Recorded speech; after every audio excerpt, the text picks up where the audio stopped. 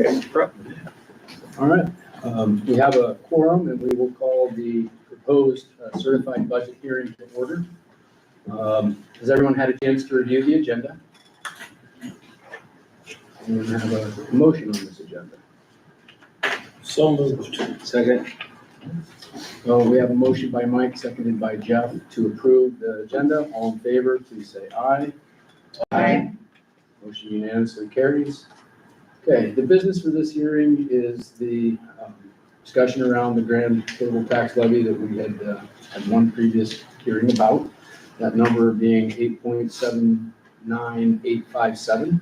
The fiscal year 2025 regular program budget adjustment being 80,812.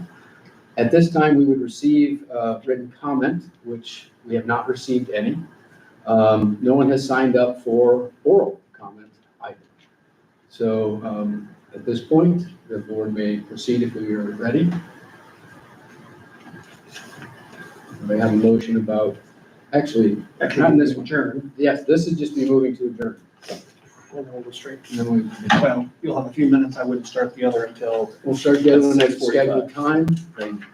So do we have a motion to adjourn? So moved. I'll second. Have a motion by Jeff, seconded by Chris to adjourn the hearing. All in favor, please say aye. Aye. Motion unanimously carries. Okay, so we're out of session now until 6:45. Be a great time to go through that short training video. This video, yeah. This is the Iowa School Board at the table discussions that we talked about. It's a 4-minute video, and then there's 2 discussion questions to get some training in. Let me make sure I have the volume on.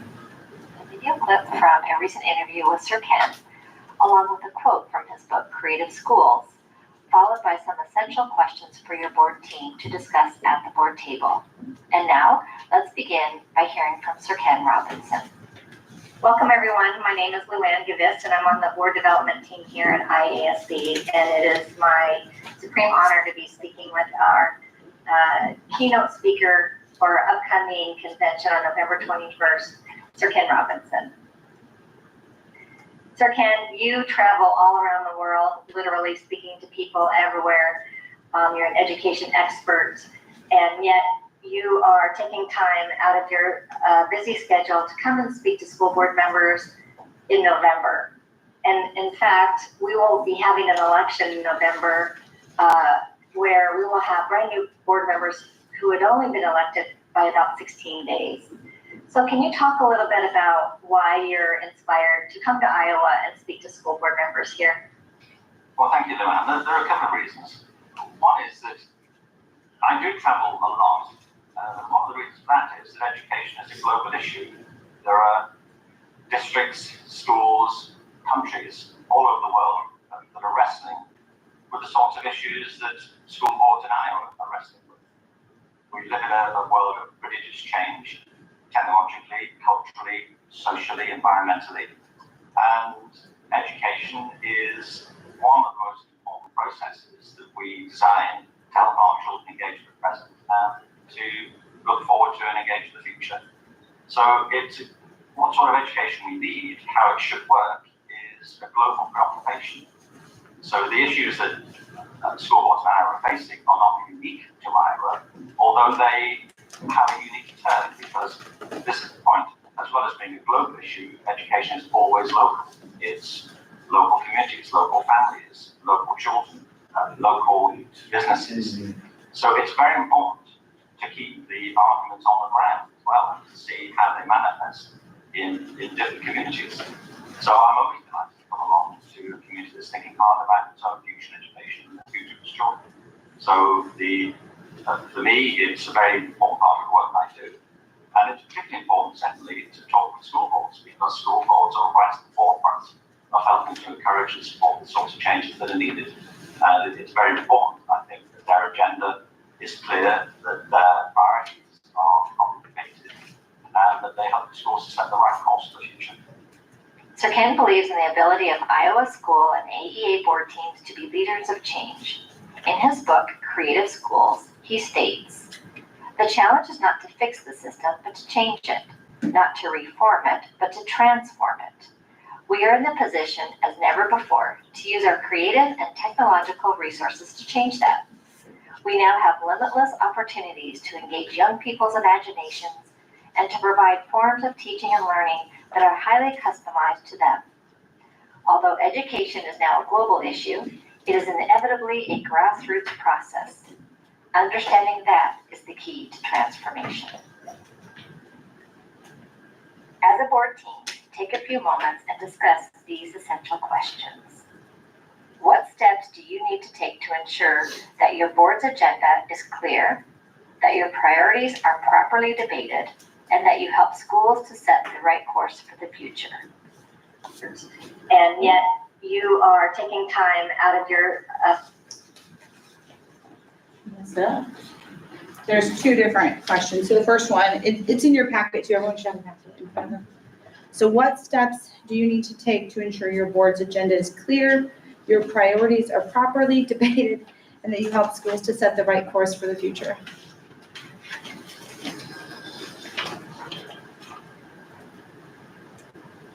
I think we're already, do you guys just want to go around the table? How do you want to do this? So I think we're already doing this. Strategic planning is helping to make that vision clear. I think we do a great job debating. It's probably one of our strongest suits as a board. And that will, I think, help set that course. We're still in the development, but we're seeing that kind of come together. Sheree?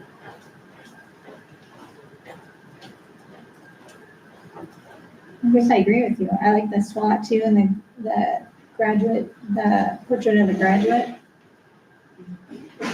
When he said creative schools, we don't need to fix, we need to change or something like that. I can't remember what it is, but so as a group, like all school and everybody, teachers, staff, everybody, work together. Joe, do you have anything you'd like to share? Yeah. Not till you're done. I agree with what you guys have said, and as far as making the board's agenda clear, we get it in advance, so if we have a question, we can ask, so we can clear things up before the meeting. My thing's on the debatement part of it. Even though sometimes we don't all see eye to eye or whatever, eventually we come to the realization that it's probably best for the district. That's exactly what I was gonna say, Mike. Go with Thunder. Yeah, I mean, everybody's got different opinions around here, and I think everybody's opinion has to be heard, needs to be heard. I'd add to that, I think we're doing a good job of getting those opinions out and not making it personal, attacking each other, but letting people speak for issues and stay on that front. The strategic planning and getting our long-term agenda out in advance, it's the process of building that common understanding and consistent messaging. And that kind of ties into what you were talking about getting everybody working together. The more we make that plan visual and out in front of everybody, the more clear those priorities are, the more we can ask people, where does that fit into the long-term strategy? And those sorts of actions between the SWOT and portrait of the graduate, strategic planning, in addition to our regular work, are where we're trying to take board action to set the right course for the long-term future. Justin? Hard to go last. Yeah, well, ditto, with what you said and the rest of you. I think we're getting better with having a clear agenda, where we're not looking at it going, what the, our debating's getting better, which makes this a board unique, is we can debate across the aisle with each other and come out with a common goal, and set a common goal, and we're getting better at that. The next question, how well is your district doing in creating limitless opportunities to engage young people's imaginations and to provide forms of teaching and learning that are highly customizable to them? So, sorry, before we go to question 2, can we get Joe or Oh, yes. is there any feedback from the principals on the first question? No, I think as a board, you've come a long way in terms of being clear as far as your path. Now, you're still building that path, so you're paving the road as you go. You're not to the strategic plan yet, but you've got a path and you're moving in that direction. As that road becomes paved, then it's gonna become important, I think, to communicate where that endpoint is, because it's really the endpoint that's gonna drive where you're going. Mhm. Without that endpoint in mind, it's gonna be really difficult to stay on task and prioritize, I think was one of the words in the beginning. What it is you wanna do, what it is you wanna approve, what it is you wanna fund, so that you're staying on point, because there's a whole lot of noise that can get you distracted unless you've got that information ahead of time. It's a great point. If we don't define that end goal and are working backwards from it, we're still kind of navigating blindly. Andrea or Tracy, anything you would want to add to that first question? I liked how he said something about it's not about reforming schools, it's about transforming schools. So I think reform versus transform, I mean, obviously transform has a more positive connotation, which I always like, and I'm just gonna reflect on that myself as to what that looks like. Transformation rather than reformation.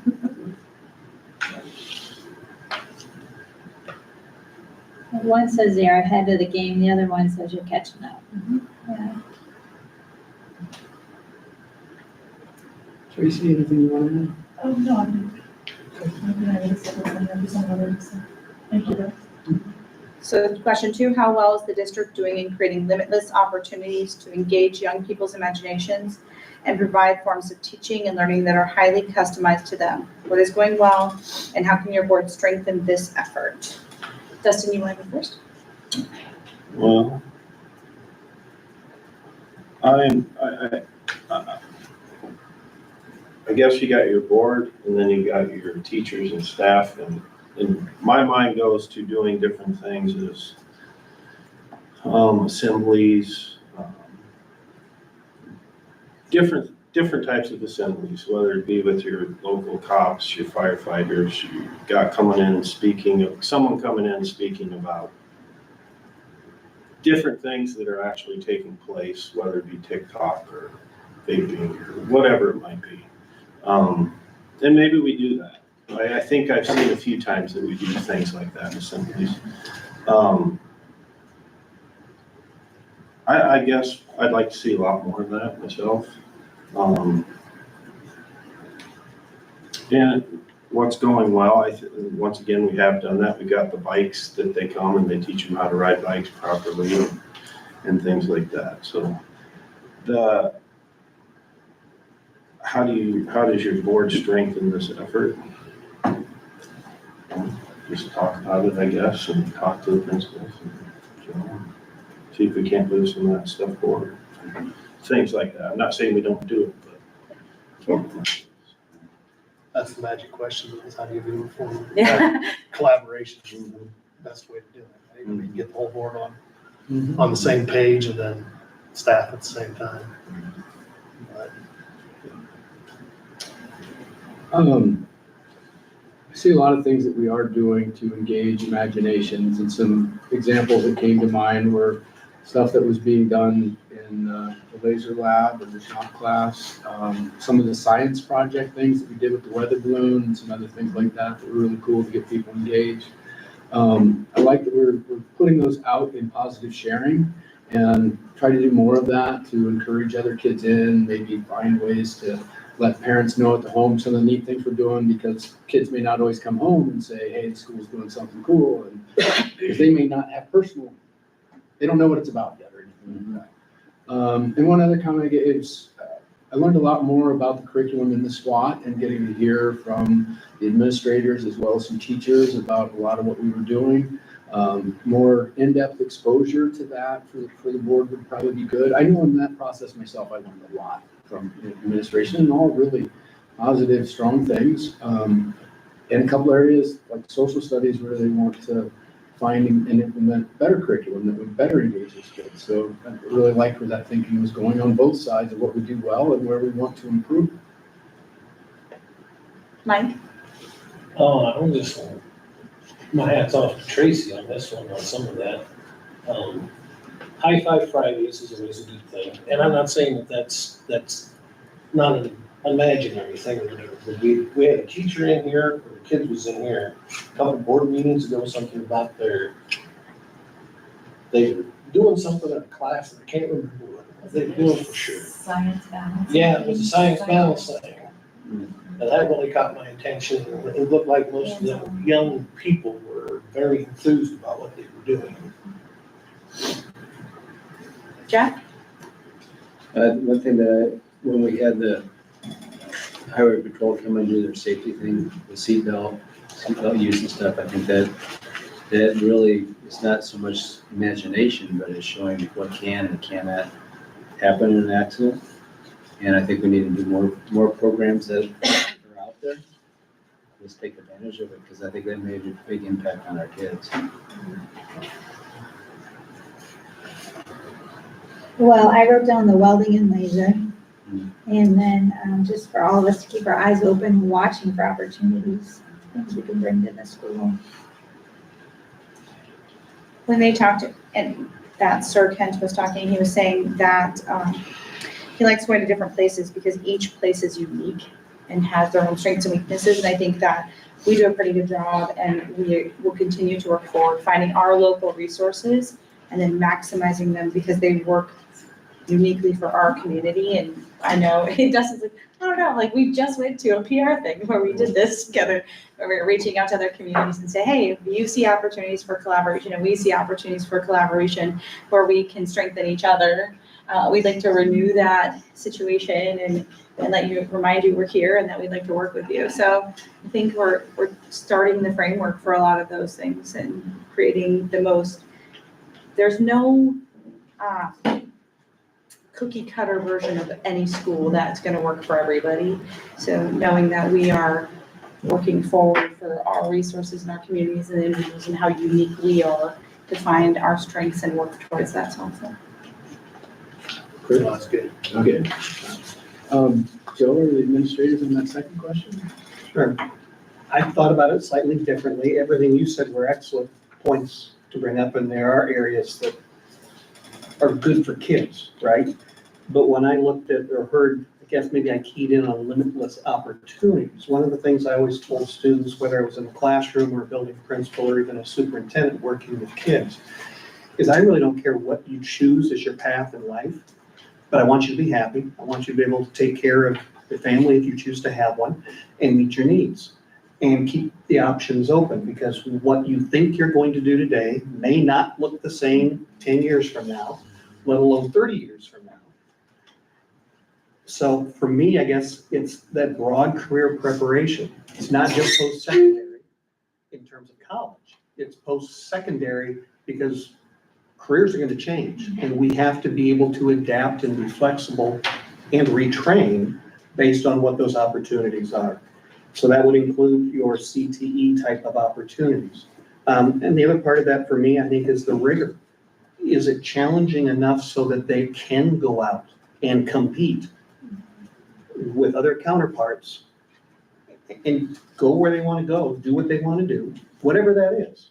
It doesn't have to be college, but just so that they can be happy, because it's a long time to do something if you don't enjoy what you're doing. Or at least see a path where you can go a different direction. Great point about finding what kids are passionate about, for sure. Anything you can? I mean, I would just shout out to the people who sponsor these organizations and spend that time away from their own families to, coach, sponsor, lead, start something new, go to a CTE event, teach a CTE class that involves them having to do more over and above. I would really like to recognize those professionals for that, because it's because of them that we're able to offer these programs.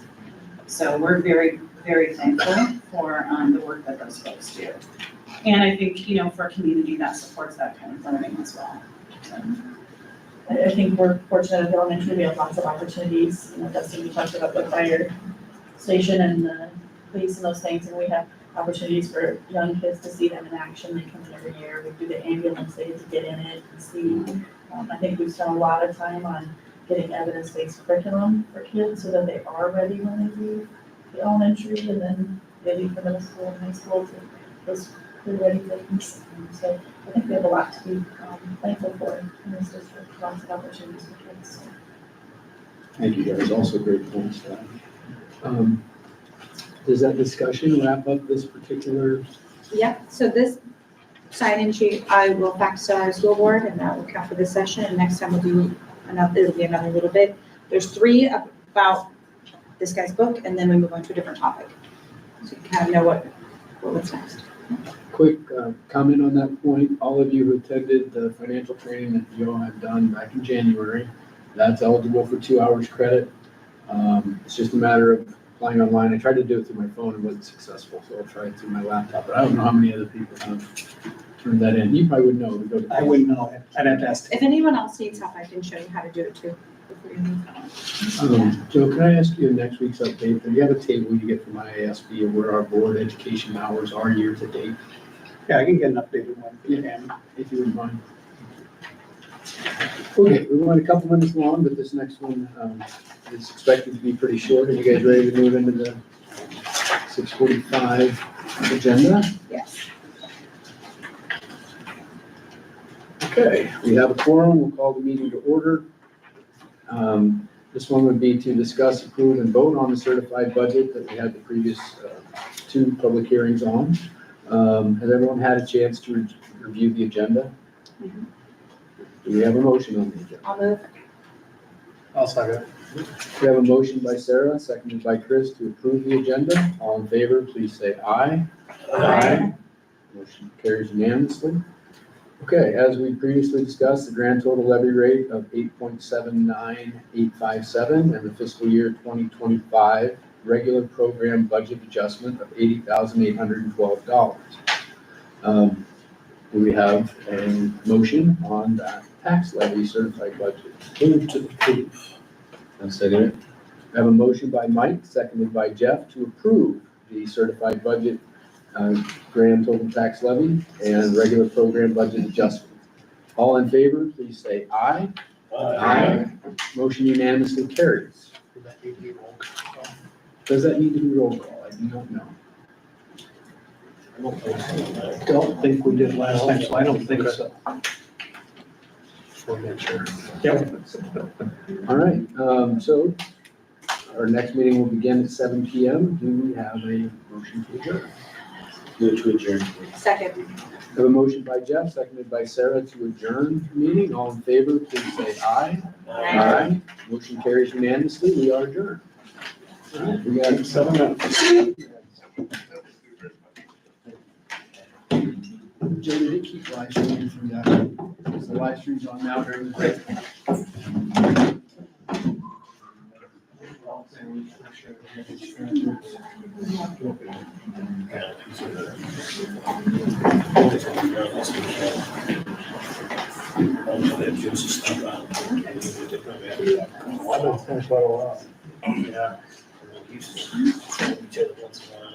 Graduations.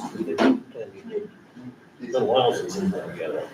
I know it's one buddy from, he's from Northeast Iowa, but he went to college out in Illinois. That kid moved on to Texas, finished his school down there, bringing with Iowa State, now they're getting back together. He's a feed salesman in Nebraska, right? Well, he just took a job coming out of college. So they're gonna get together like not this weekend, next weekend. Traveling company. We've seen each other in college. Thanks, Joseph's an engineer. It's clear. Think about it. It was like changing that kid. He hung around a lot with changing that. Oh, I suppose. Yeah. That one.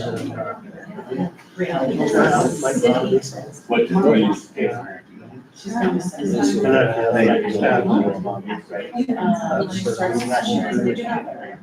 us.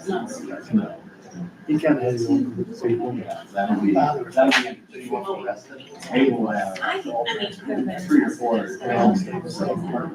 So they kind of hung together. So I don't know. I mean, obviously.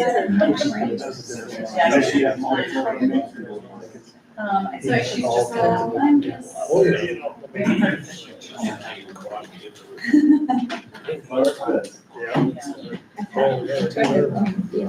I'm basically sending things on JIT and all the rest of this stuff. What's the guys on the call? He's working for. Oh, yeah. Oh, I think it's hard, I'm like, you know. Engineering.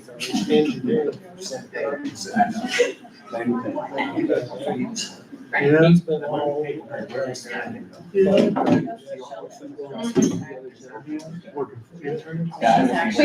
No, I'm totally- like he works. I'm certain, how it's gonna work out fine. Oh, it's a great discussion. 2-year.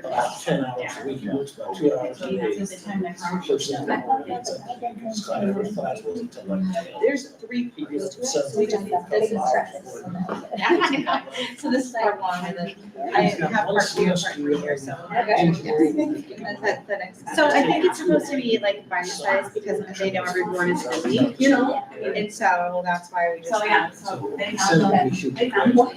So, Because he's British. same time, same He's day. like United somehow. Yeah,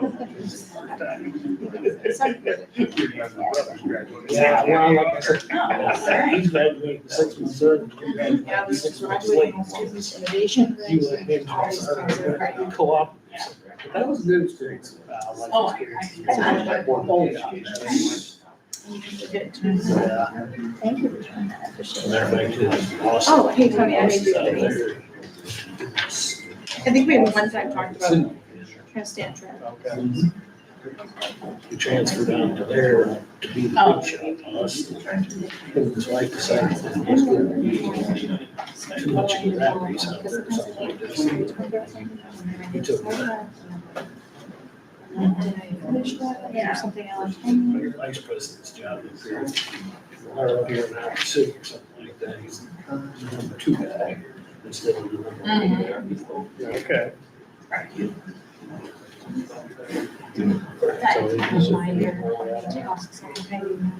I know that he's.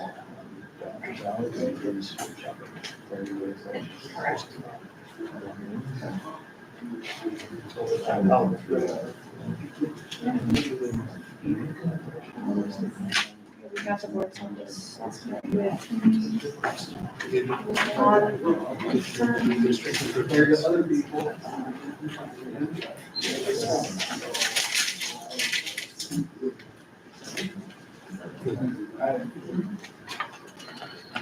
That's a key position. No.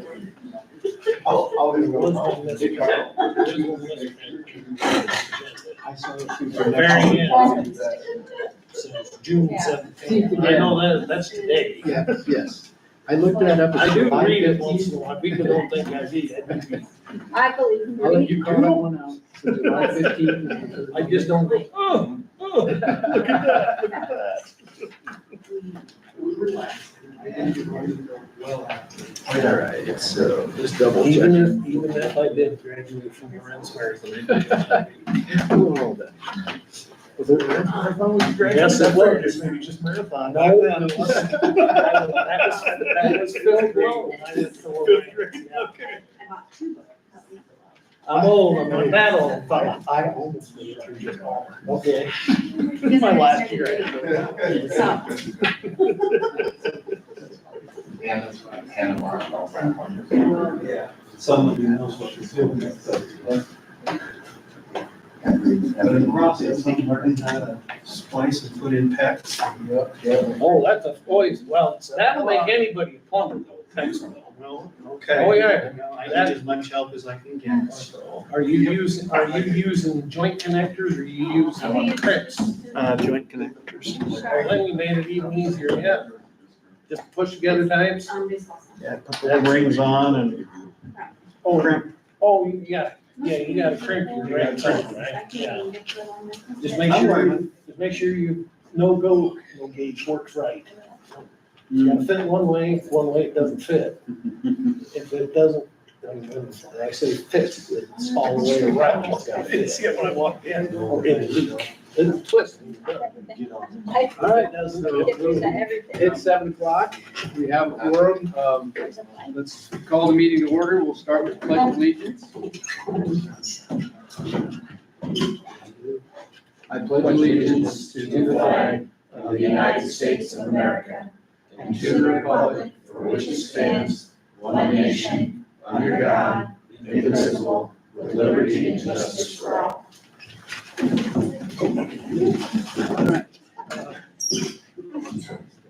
I know. Has everyone had a chance to review the agenda? I'll move to approve the agenda. Mike has one.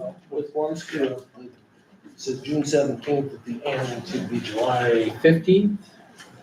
And instead of high school commons, we'll be back in here, right? Correct.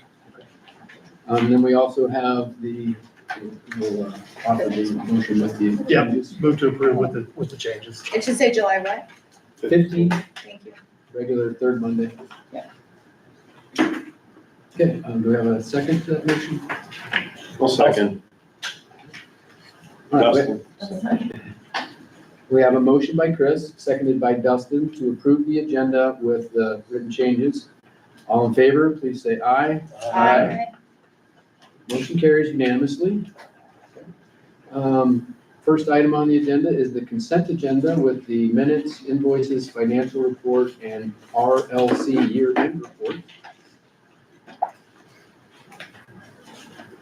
I have a question. Is this a good time for a question?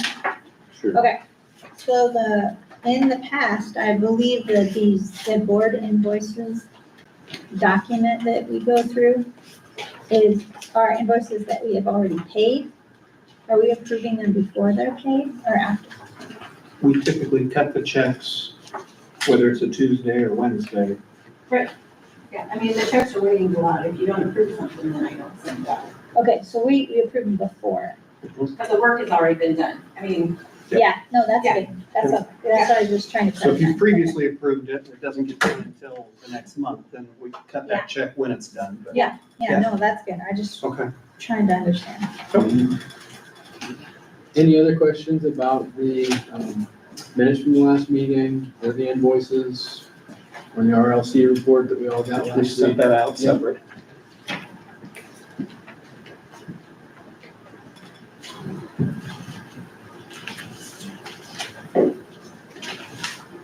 If no other questions, do we have a motion? Well, before you go to that, I will point out, Sheree did ask a question about the Oregon one. Right. And we did some more digging in between. So that is actually a PBIS for subscription. Yep. So that's where their home office is out of. So it was a PBIS, not Family Consumer Science. Oh, what is PBI?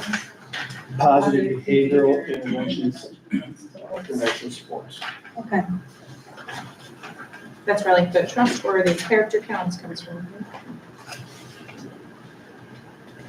Right. Any other questions on the consent agenda? I just wonder what the CFA fundraising is. And we can go through that later too. That's fine. that's the Joe King fundraising for the Oh, coffee that they sold. That's Okay. the payment to them. Okay, perfect. Thank you. Thank you for knowing that off your head.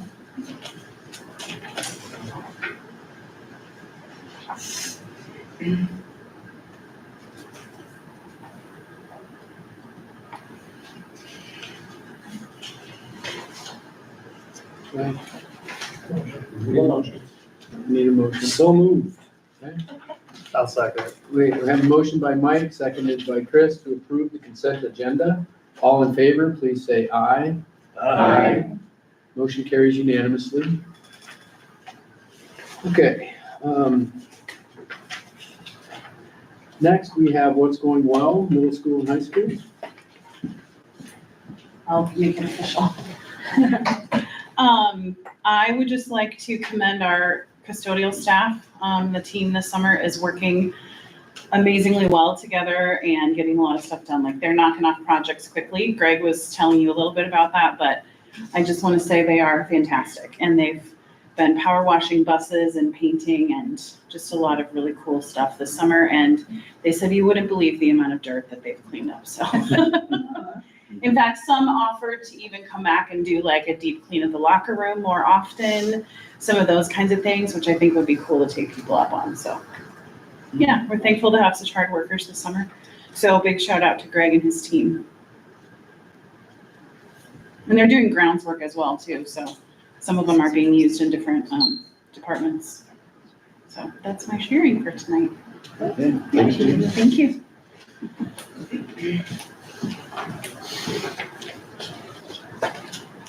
So tonight I just wanted to talk about summer school, which is in progress as we speak.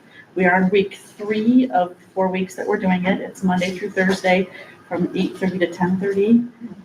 They have Fridays off. It's going really well. I believe we had 30 parents indicate that they would send students, and we have about 26 that are actually coming in some form. So every day our attendance is running 21 to 25. So we feel really great about those numbers. It seems to be having a positive impact. We really, when we put it together, we followed the multi-tiered system of supports, and those are the interventions that we do for these kids. And we had the special education staff write down where they left off so that teachers could just pick up that learning and keep going through the summer.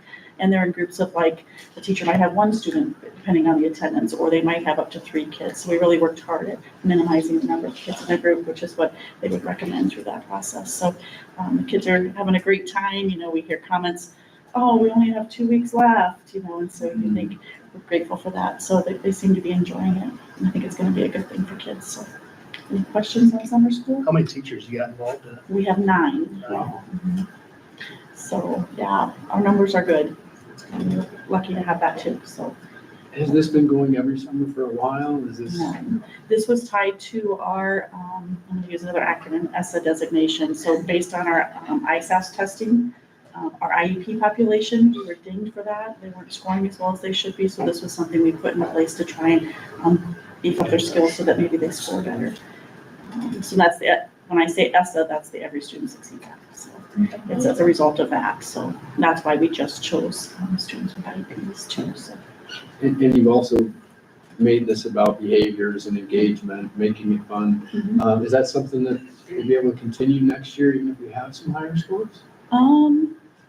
Depends on if we can secure some funding. Funding is the issue. You know, right now we're able COVID. Okay. to use our learning loss money, which was part of the reason we had a lot of success with hiring teachers, because we can pay them and those kinds of things. So it'll depend on those things in the future. So right now we're just grateful to have it. So. No, it sounds awesome. And so if COVID funds and things like that paid for, would there be any other grants that we could pursue beginning the end of this summer to try to make that happen for The only ones I'm aware of are over June 21st, I believe. Yeah, and we're working on putting that together. We have another one. Okay, so we're trying to get that out in the next 4 days. Mhm. Awesome. That grant would allow us to include like transportation costs and things like that we can't include on our current loss money. Would that be accurate? And food, so we kind of have that put together. We're just waiting to see numbers. Awesome. Anything else? Great, thank you. Thank you. Okay, did we have anybody sign up for public communication tonight? Okay. So we'll move on into the first business section there, which is the TCI Social Studies curriculum through learning loss. Should be page 21 and 22 of your packets. And I did mention this before, that this came up in SPOT, that you guys were working on this, seeking some alternatives. And it looks like we have options for both elementary and high school involved in this. So do one of you or both of you want to speak to what we're looking at? Tracy's taking the lead on this. Okay. So, as we talked about previously at a board meeting about social studies curriculum, we weren't really aware of one. Through our instructional coach at the elementary, a teacher in this building had some questions about curriculum, and so she set up a time for him to go visit another school, and he got to see the program they were using, which is TCI. He brought that back, and then the instructional coach kind of went around, had conversations with all the social studies teachers in my building, and I know Mrs. Christian's had it with the high school staff here, because the middle school is already included in that, and they were really excited about it. And I have people in my building that are already printing off the free resources and really looking forward to using it. So there's been a lot of positivity around that, and it was, brought on by staff, and that's kind of what we want to so. Nobody wants me to pick social studies curriculum. And not to challenge that, but to actually highlight it. What things is the staff excited about with the TCI program? Why are you recommending that? They have, she was showing me the passages that you get to have as part of that. It's digital, but you can also purchase It's called a journal, but it's more like a workbook. But it covers the content or the standards that she's teaching. She felt really good about that. So it's just hitting all the things that we need to do in that curriculum. The middle school teacher who saw it in action, like, talked about how engaged the kids were with it when he returned from that visit, so. You know, we've really been having teachers create their own units, so we're gonna get excitement around something that's already developed. Yeah. So I think that's a big piece of it too. And just from that last statement, this would also create that common path year by year instead of one teacher, next teacher, kind of each doing their own curriculum. And it was one of the last areas where, for a core area, core subject, that there wasn't an option for a curriculum versus having to go out and get your own. Yeah, so it fully rounds out our curriculum It does. and it's evidence-based as we're able, right? That sounds great, I'm excited. So what you're seeing on those 2 pages, the first page is the teacher license and the student licenses. And then on the second page is for multiple years going out. Am I correct on that? Yes. And I can say it's a 6-year quote. We asked for 5, and they told me when I did that it would be the same price for 6 years, so that's why they did that. And is this an annual rate or does this cover all 6 years of that curriculum? All 6 It's all years. 6 years, All 6 yeah. years. Okay. But there's 2 different ones, the high school quote and then the middle school, elementary quote are together, if that makes sense. So you got 20,326 on the first page and 20,791.10. So on the about second. So it's a 4,100 for 6 combination years of the of two. curriculum for both buildings. Correct. That's buying digital seats for kids, and so, you know, keep in mind that depending on numbers, we could need more seats or less seats. And as the and as they update the curriculum. No, yeah. We'll touch that. Also noted that the administration gave us some notes at the top here that this will come out of learning loss funds, COVID funds, which makes it really easy for us to look at this from a budgetary standpoint. So other question, and again, just kind of complimentary, but the $92 licensing fee per student, that's 6 years worth of licensing. So it's just over $15 a year per student. So my question, I'm sorry, I got sidetracked for this side conversation, was as updates become available over the 6 years, we'll get those too. So if in 6 years it updates or we get a more That's what's polished nice version. about digital. Yep. Yep, they're always updated. We had one teacher request the journal workbook, I think the rest just wanted the digital online, so we honored that as well. I will say I had one teacher at the elementary that chose not to participate, but they felt like they had material, so we do that flexibility as well. So maybe that'll change in the future too. Any other questions? I'll move to approve. Second. We have a motion by Chris, seconded by Jeff, to approve the TCI contracts for both middle school, elementary, and high school. All in favor, please say aye. Aye. Motion carries unanimously. Well, it's exciting. It is. Comes from the teacher up, and that's awesome. Thank you guys for that, much appreciated. Next up, we have the milk bids, and you'll find that on page 24, I believe. 25. 25. Didn't quite get those in the right order in the agenda. So No worries, no worries. All right. getting there, just one page off. We have AE and Kemp, and Joe, I try to remember from last year, is this a package bid where or can you go line by line and say, I want to take this one? This is a package. Package bid, yep, okay. This is a package. We're currently with AE, correct? We're currently with AE. We have been, for most of the time I've been here, we have tried the Kemps a few different times. And we've had some challenges with that.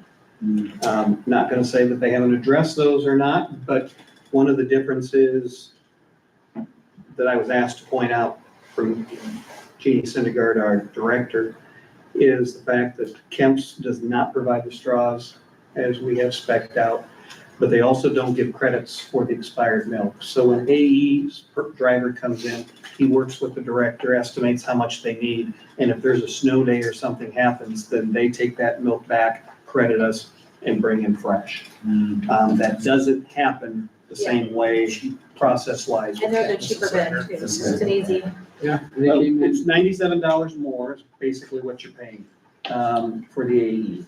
It says that Unless it's switched. Well, each one's different, right? But Okay. you have to go down and look at the totals Mhm. based on how many units there are. Right, So under AE, it says 42,675, and under Kemp's, it says 42,772.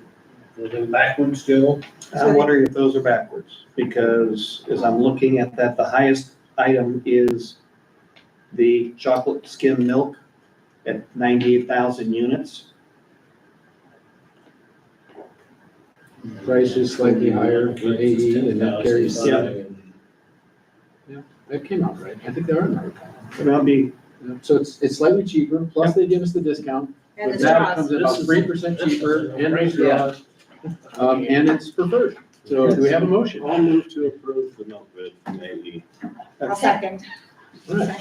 So we have a motion from Dustin, seconded by Sarah to approve the AE milk bid contract. All in favor, please say aye. Aye. Motion unanimously carried. All right, so that would move us next into the bread bid, which would be on Page page 24. 24. We have one of And we have one option. This would be pretty easy. I'll move to approve the bimbo bid. I'll second. All right, we have a motion by Chris, seconded by Dustin to approve the Bimbo bread bid. All in favor, please say aye. I'm sorry, Oh, yeah, no, you can have it. Sorry.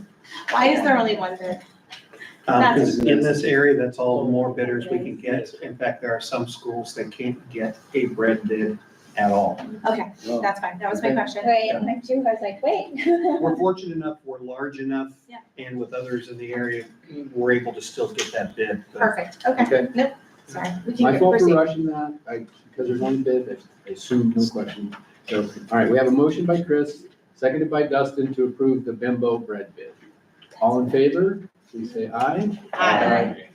Motion unanimously carries. Okay, next item is the fuel bid. On page 26. And this one is broken out literally by area. Is this one also, can you pick and choose by area or This one, it's by area, or by item. type? Yes. Yep. By item type. So Okay. highlighted are the recommendations from Jeff, and you'll notice that you start comparing, those will match up to the low bids in each of the columns. So the highlighted is that gray. Yes. In yours, it shows up kind of as a gray. Mhm. So under the fuels, ethanol, number 2 diesel, premium diesel, Pro has the lowest in only bids for those.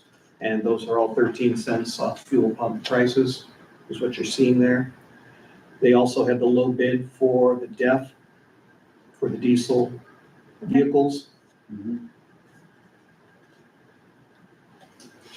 If you don't know what DEF is, it's called diesel exhaust fluid. They add it into, they inject it into the exhaust system so the emissions drop significantly. So Jeff, I have a question for you. Do we use premium diesel or just number 2? We use the number 2.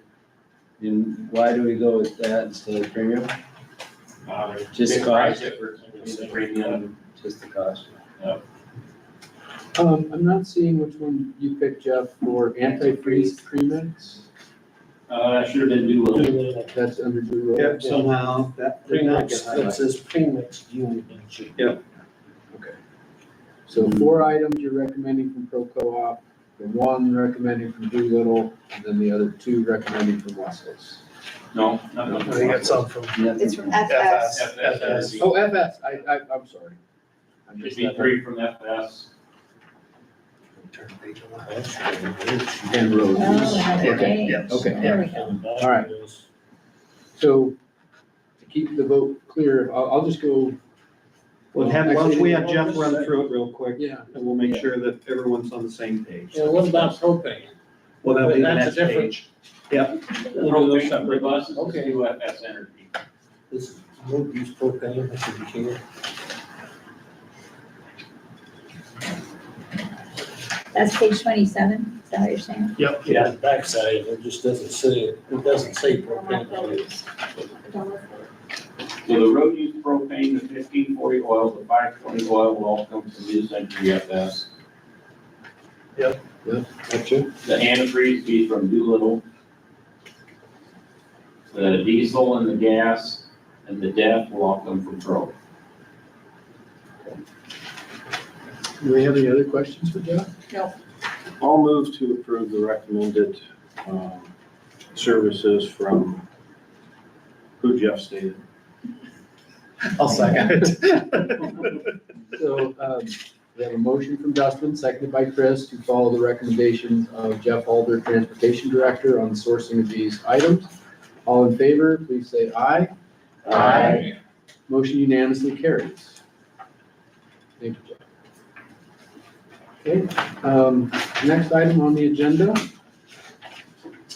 is moving into the increase our excess liability insurance and a recommendation from our insurance agent. You'll find that letter on page 28. Short version of this is they're recommending that we double our liability insurance and informing us that several schools in the state have recently exceeded the current cap that we have. And with the current state of litigation that's happening, they're advising that we increase our liability coverage to go from 5 million a year to 10. She's defining what our increases in premium would be here. What fund is this? Management. And this is excess liability limit, so it's in addition to what's on our auto policy. Correct. There've been a couple in the state that have hit close to that 8 million-ish, maybe slightly over or under already, I think last year. So inflation's everywhere? So they're concerned that the pattern is moving up. To stay protected. It's gonna cost us an extra 11,000 in insurance. But if we were to exceed that, Be $3 million it could be 3 million to be at that number. Yes, and that 3 million Yeah. would also come out of management, but that would be an additional levy, large levy placed on your property tax owners of the district. So this is to protect from the majority of those types of occurrences. But I think it's only going up 6,615.88. Yes. I thought it goes 6615 to 17,928. That's Our the current one's 66 plus the 10 is Current the 1046, okay. Yeah, Yep. so you're, Total. 6,600 increase from previously. Perfect, thank you. yeah, no problem. So for $6,600, we would double the excess liability limit for our insurance, which would protect the tax holders against potential lien on property should we be sued and lose it and exceed our excess limit. I move to approve. Well, second. All right, we have a motion by Sarah, seconded by Dustin, to approve increasing our excess liability insurance from 5 million to 10 million. All in favor, please say aye. Aye. Motion carried unanimously. Okay, next item is the Morningside University Teacher Placement Contract. This is a yearly process that we go through, so we'll see one coming from you and I as well. But this particular one is for Morningside so that they can place student teaching applicants here, which is good for the district. It allows us first look, and that's a positive thing. How long has it been since we've had one from Morningside? Last year, I thought we approved something. We approved the contract, but We I'm not. generally have some. But did we get anybody last year? Usually. In some places, yeah. Okay. I'd have to go back to look to give you a specific. Yeah, it doesn't really matter. I'm just curious if we're actually getting anything out of it. Anybody. I move to approve. I'll second. We have a motion by Sarah, seconded by Jeff, to approve the Morningside University Agreement for Teacher Education Clinical Experience Placements. All in favor, please say aye. Aye. Motion carries unanimously. All right, next item, discussion and voting is legislative priorities for the IASB. And you'll find this beginning on page 33 and running through page 41.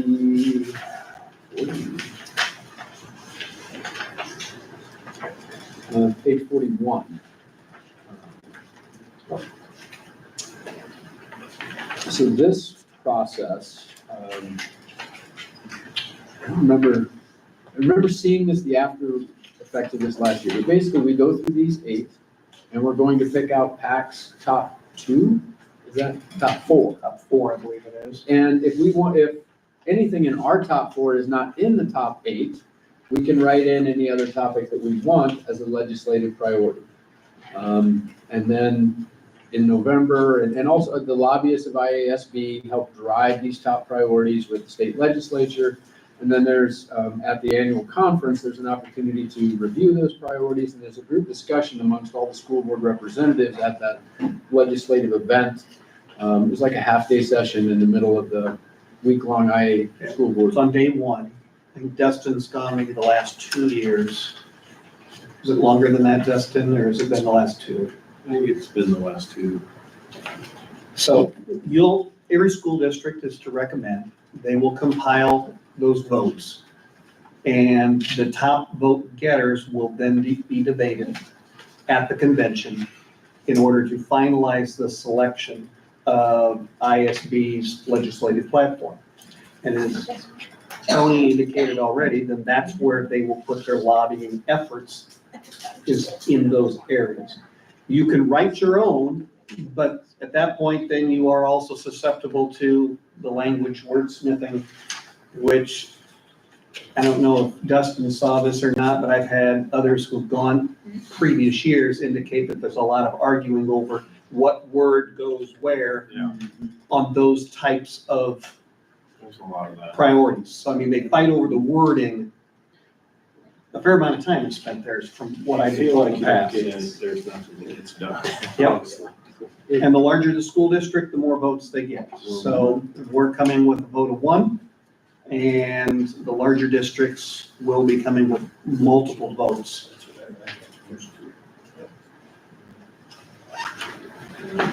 Oh, God.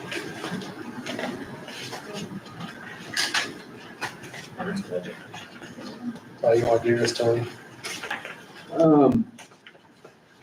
I suppose we would maybe go around and have, each board member note their 4 of the 8, or if they wanted to add something.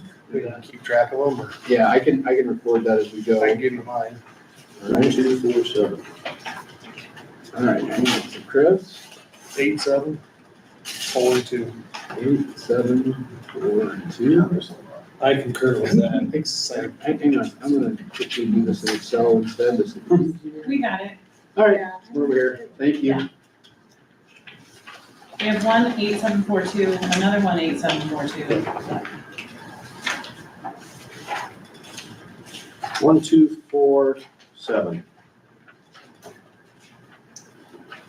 I would say, my first one is 7. Mine too. Can't do anything if you don't have the finances to back it. Okay. I'd like, That just, should be number yeah, 1. that's my number 1 is 7. Yeah. Yeah, 7, 8, 2, 4.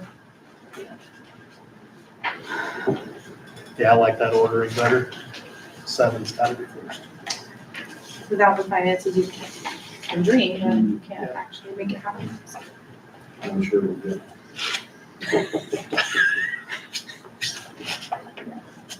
Yeah, he's Just waiting for our opinion. So finances, the right environment, the right teachers, and then it's safe, everyone's in a good place where their Yeah. mental health is good, yeah. As far as behavioral issues, I think it would is that fall mental under, health? I think it would fall under Is mental that, health, yeah. is that where it goes? Because that's what I'm looking That's for. going as a top priority, looking in that area. I think it's a part of mental health, because boundaries are discipline, and you can't feel safe if you don't know where your boundaries are. That's where I was putting it at. Yeah. Yeah. Maybe behavioral issues and mental health. All right, so But when we can 7, 4, 8, finance our 2. school and our needs, finance our teachers, yeah.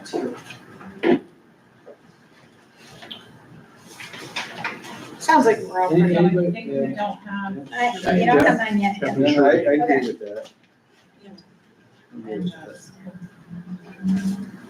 So I say 7, 8.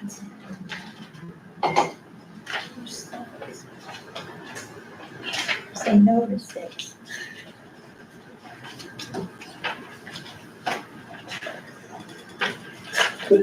If behavior's in 4, we think, That's then I kind of what would our take that consensus next. is, yeah. Did I give you 4? So it's 7, 8, and 4. So 7, 7, 8, 4.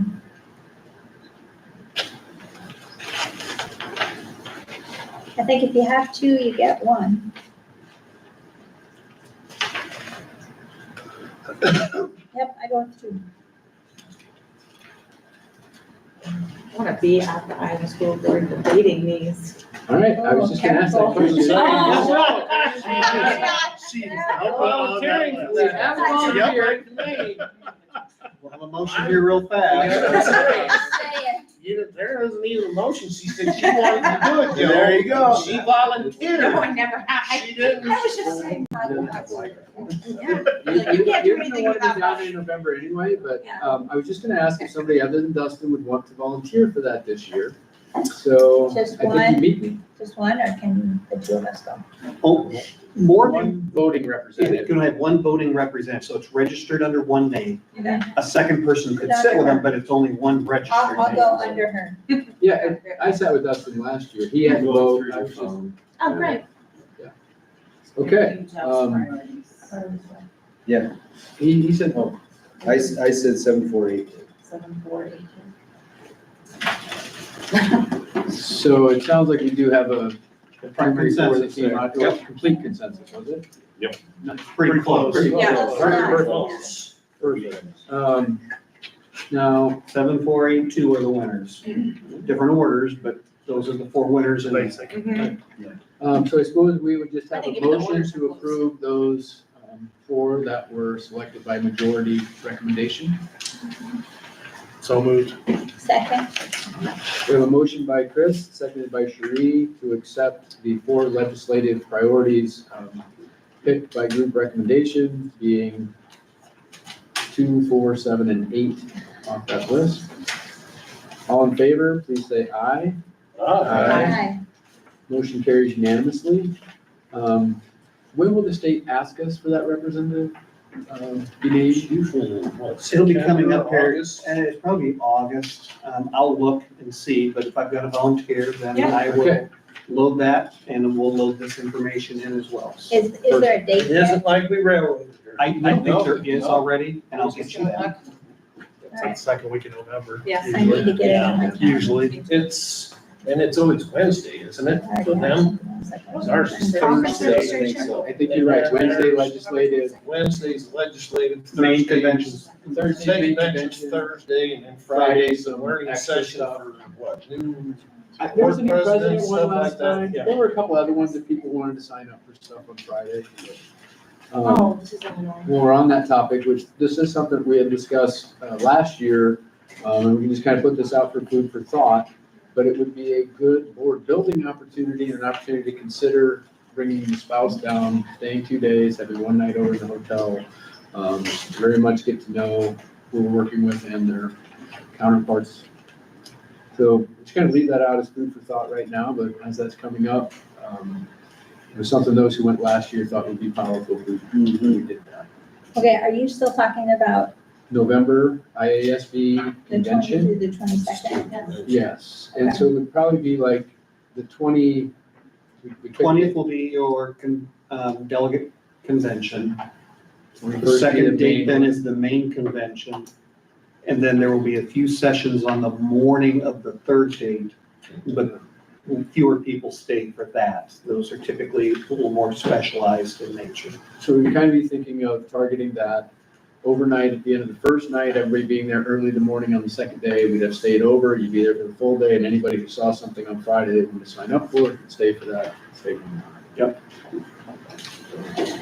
Food for thought, planning in your homes.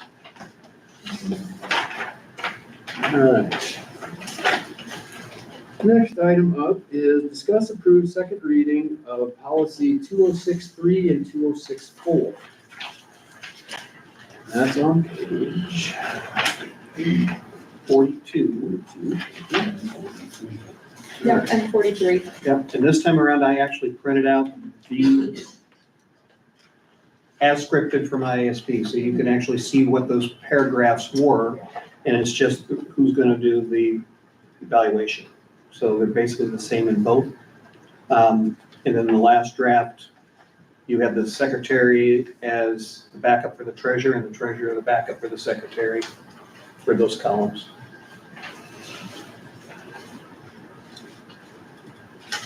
For treasurer.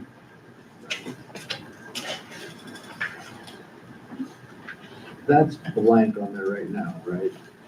We Yep, I just printed them as is, so As is, everyone oh, could see it. yes, Last time okay. around, first reading, you had secretary as the backup for the treasurer, and the treasurer the backup for the secretary. All right, and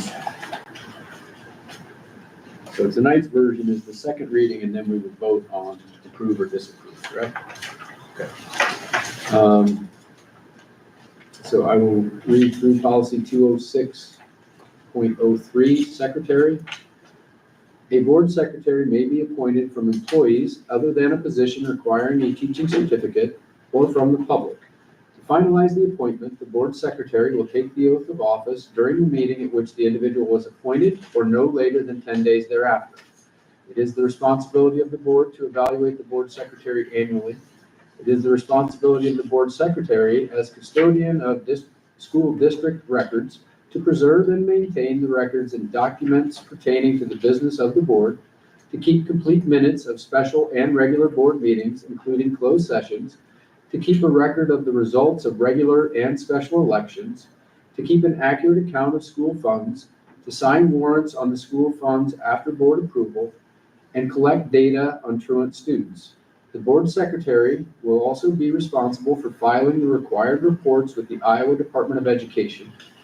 In the event the board secretary is unable to fulfill this responsibility set out by law, the treasurer will assume those duties until the board secretary is able to resume the responsibility or a new board secretary is appointed. The board secretary will give bond in an amount set by the board. The cost of the bond will be paid by the school district. And then reading 206.4, treasurer. It is the responsibility of the board to appoint a treasurer. The board may appoint a treasurer from its employees other than a position requiring a teaching certificate or from the public. To finalize the appointment, the treasurer will take the oath of office during the meeting at which the individual was appointed or no later than 10 days thereafter. It is the responsibility of the treasurer to oversee the investment portfolio, to receive funds of the school district, to pay out the funds for expenses approved by the board, to maintain accurate accounting records for each fund, to report monthly regarding the investment portfolio and status of each fund, and to file required reports with the appropriate state agencies and other entities. It will also be the responsibility of the treasurer to work with the secretary to coordinate financial records, the financial reports, the cash flow needs, and the investment portfolio of the school district. If the treasurer is unable or unwilling to carry out the duties required, it is the responsibility of the board secretary to carry out the duties of the treasurer.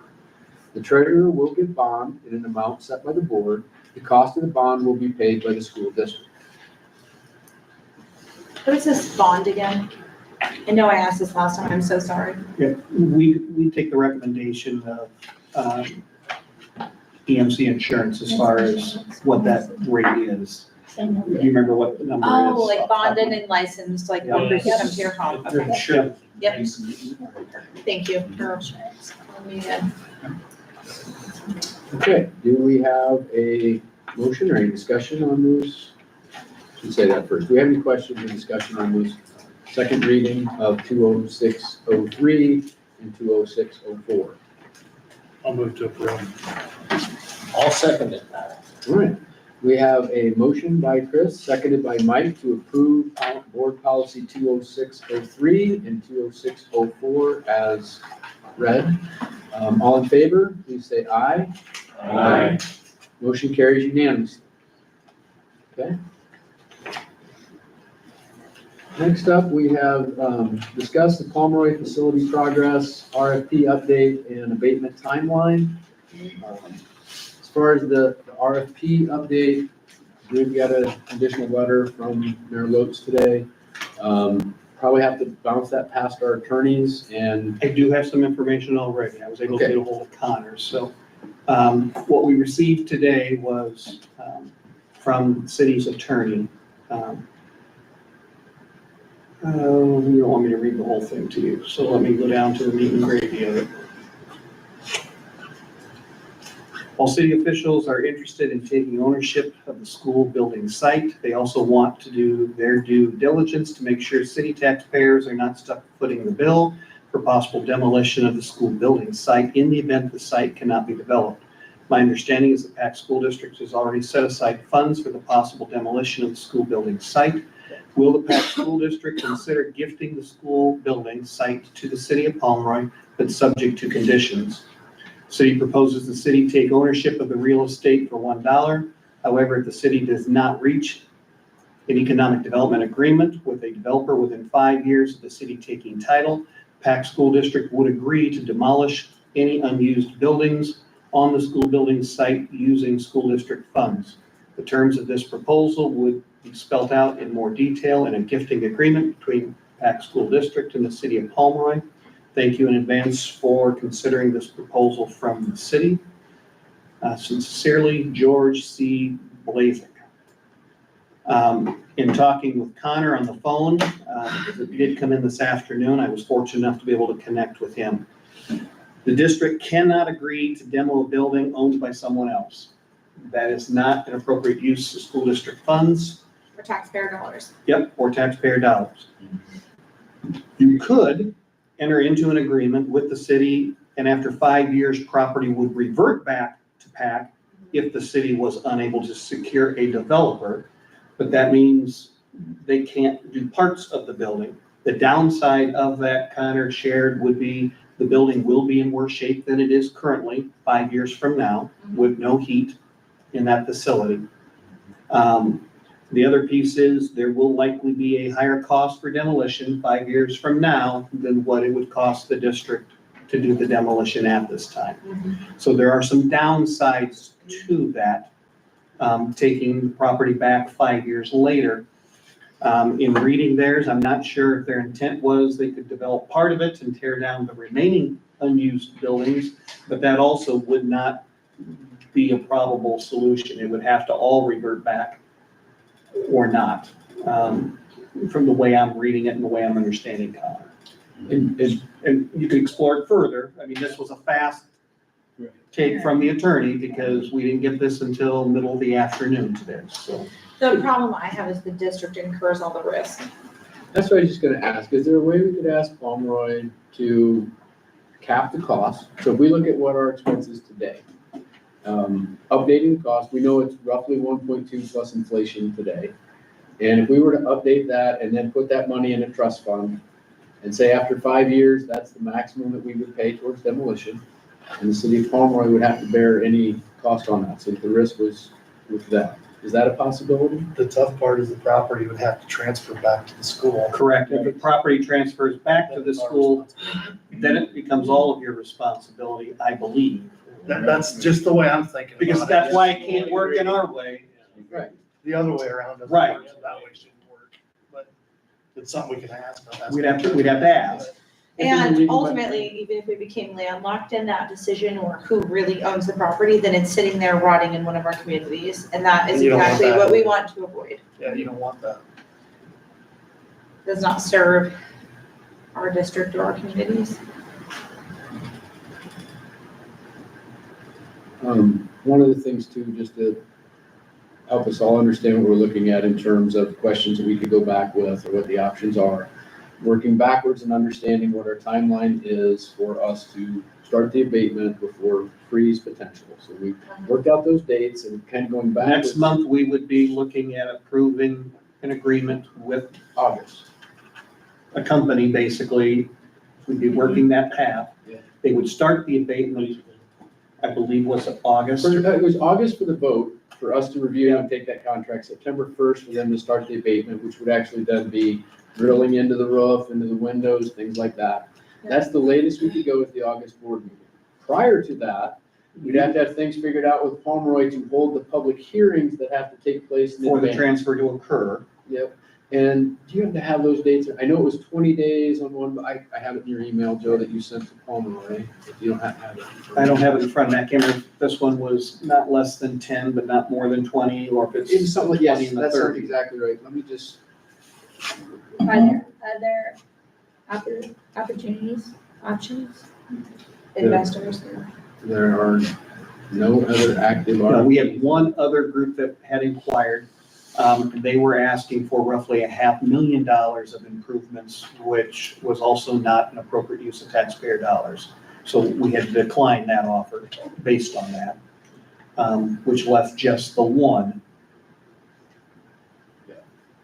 Okay, So so you can still give them, I think, literally until that August meeting, but at that point, you're drop dead, I think, in terms of a path where you're headed. I mean, I'd like to give them as much time to come up with something agreeable, just knowing that I know that building's important, holds a lot of sentiment to that community, but it has to be without incurring a greater risk for the district, because our job of the board is to protect the district, so. So here's what we would have to keep in mind. So that third board, or that August board meeting, the third Monday in August is the 19th, I believe. Prior to that, we would have to negotiate the terms of the gift agreement. We'd have to act at a board meeting to set the date of that hearing, to approve publication of the notice of the hearing. Potentially, we could do that in July. Publish a notice not less than 10 days or more than 20 days prior to the date of the hearing. Hold the public hearing. Once that closes, then we could vote on the sale. But we need to have all of that done before August. Look, I think it's the 19th. 19th is the meeting. Is the meeting date in August, okay. So we can go back with Pomeroy over the next couple of weeks with questions, clarifying things at most. Working backwards from that August 19th date. And that's on a Monday, so, you know, if we went 2 weeks prior to that, that would be August 5th. To publish a hearing. But that would take an extra. That would take a meeting. special board meeting to do So that. ideally, you would, at the next board 15th. meeting, the July board meeting, decide, they would need to know so that you could then set your date. And then you wait, do your publications, and then that next meeting could be done at the August board meeting. And that's plenty of time. I mean, between now and July 15th, we basically have to get the proposal with Pomeroy and the gift agreement negotiated. And then we would vote on that day on the proposal, act as a board to set the hearing, start that process, calendar ticking. And it still leaves both us and Pomeroy out right up until August to accept the contract where we would start the final asbestos abatement and demolition.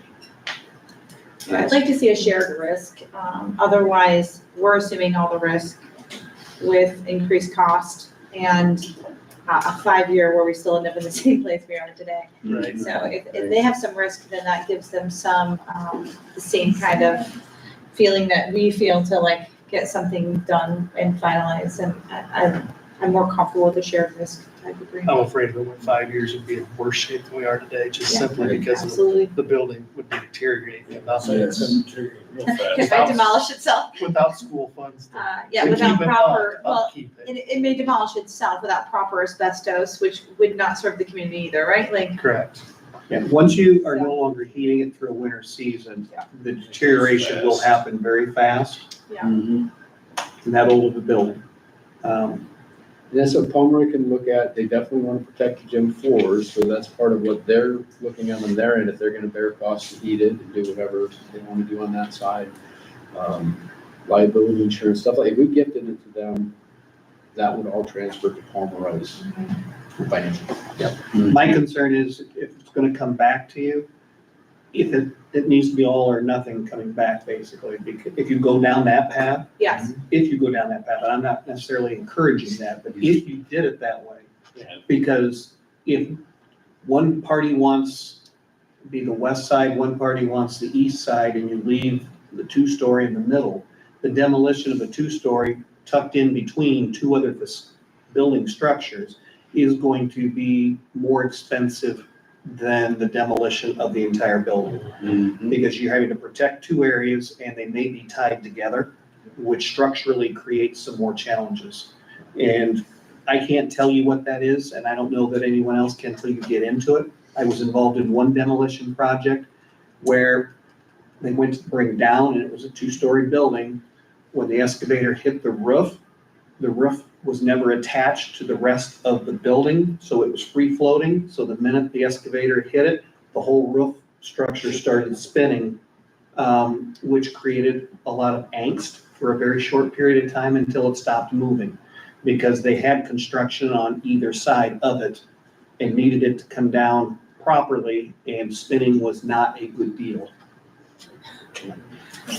Can we make sure that we define those things with our attorney to get that back in the response to Paul Roy? I'll get some more information and then push it out to you as a group, and then maybe meet with the facilities group if there's further questions based on what we get for feedback. Sounds good.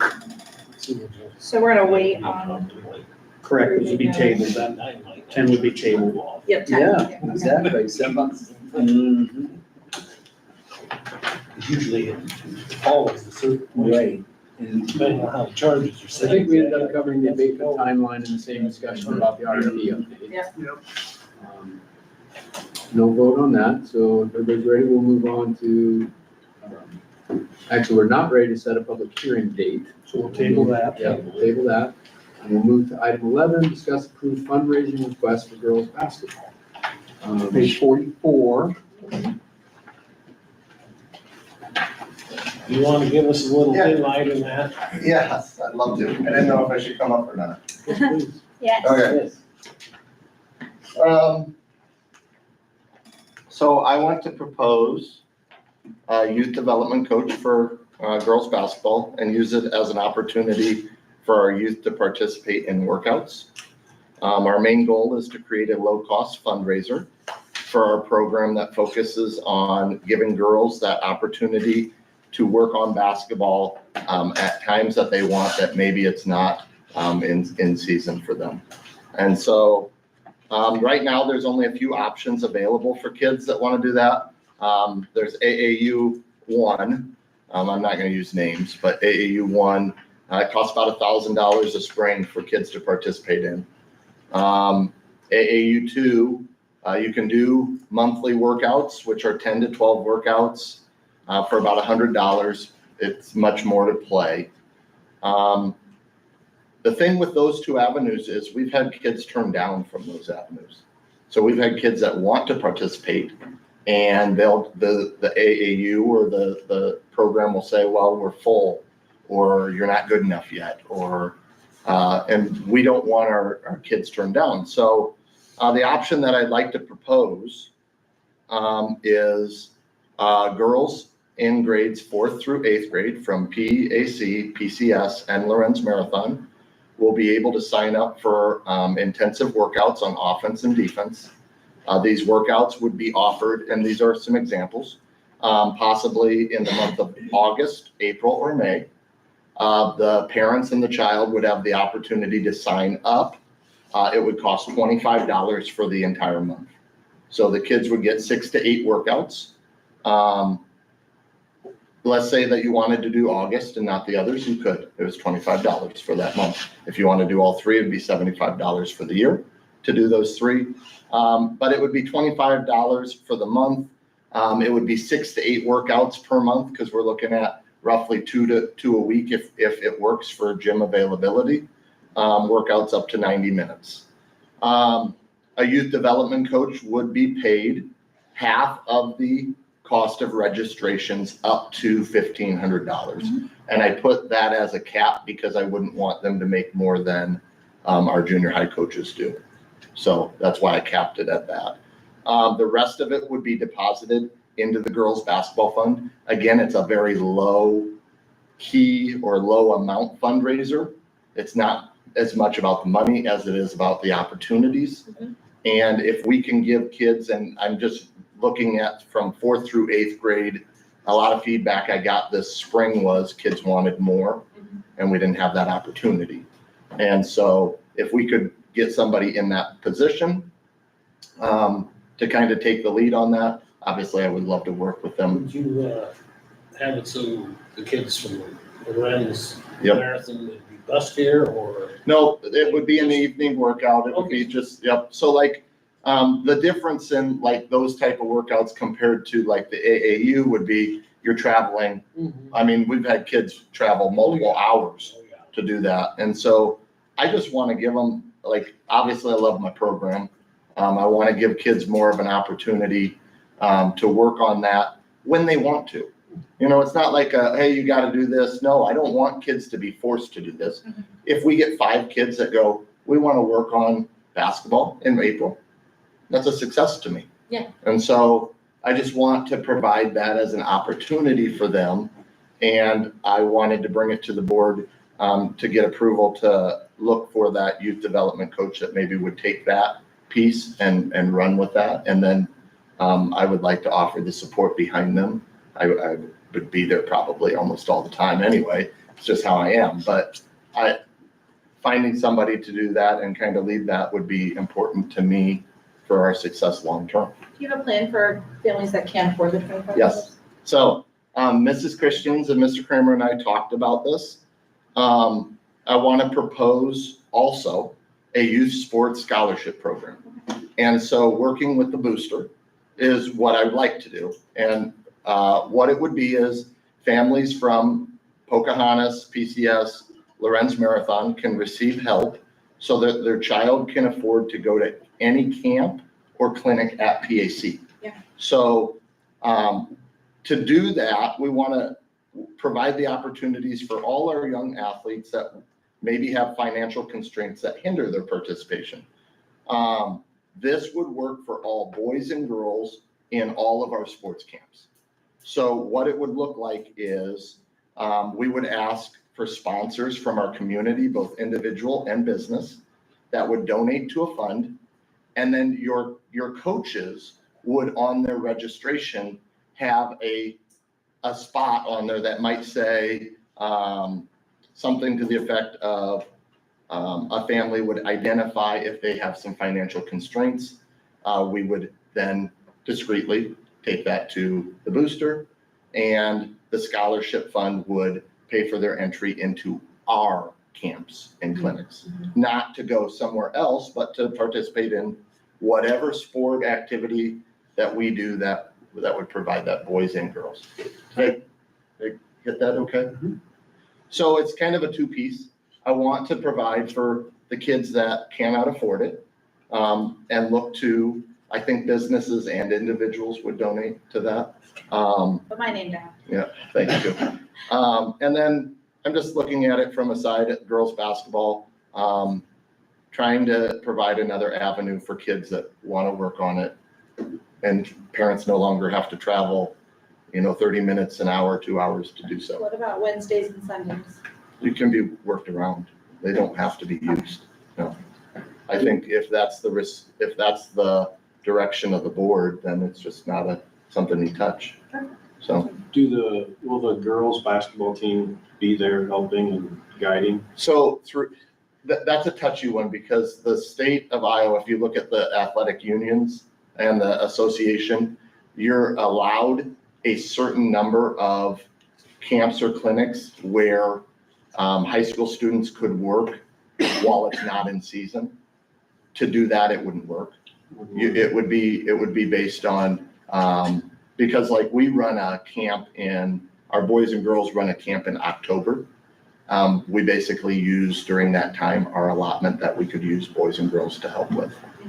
So there's some sticky rules to that. And part of that is because the head coaches are involved in that camp. Now, if the head coaches or high school coaches weren't involved in that, then high school players have a lot more free reign to do so. But the rules and regulations for even a volunteer at the high school level and having kids come in is really sticky. And so like the biggest mess you could get into is anything that is kind of not maybe a gray area, and then it comes back and your coaches don't get to coach in the postseason, which not worth going down that avenue. So you just have to be smart about that. And now can an older sibling come in and work with their younger sibling? At any capacity, yes. Same with a high school coach could work with their high school daughter, but you can't turn that into an open gym. You can't turn that into you just have to be really smart about that when it's out of season. Now, June 1st until your first day of school, both associations deem it as summer, and during summer, then you can have that contact. So that's how we run so many different workouts through June and July. A little bit of August we touch with, but so that's what I'm looking for, just the approval to do this for the girls basketball. And then the approval to kind of maybe, get some guidance from Mrs. Christians and Mr. Kramer on how to address the boosters on maybe being our hold on that to kind of.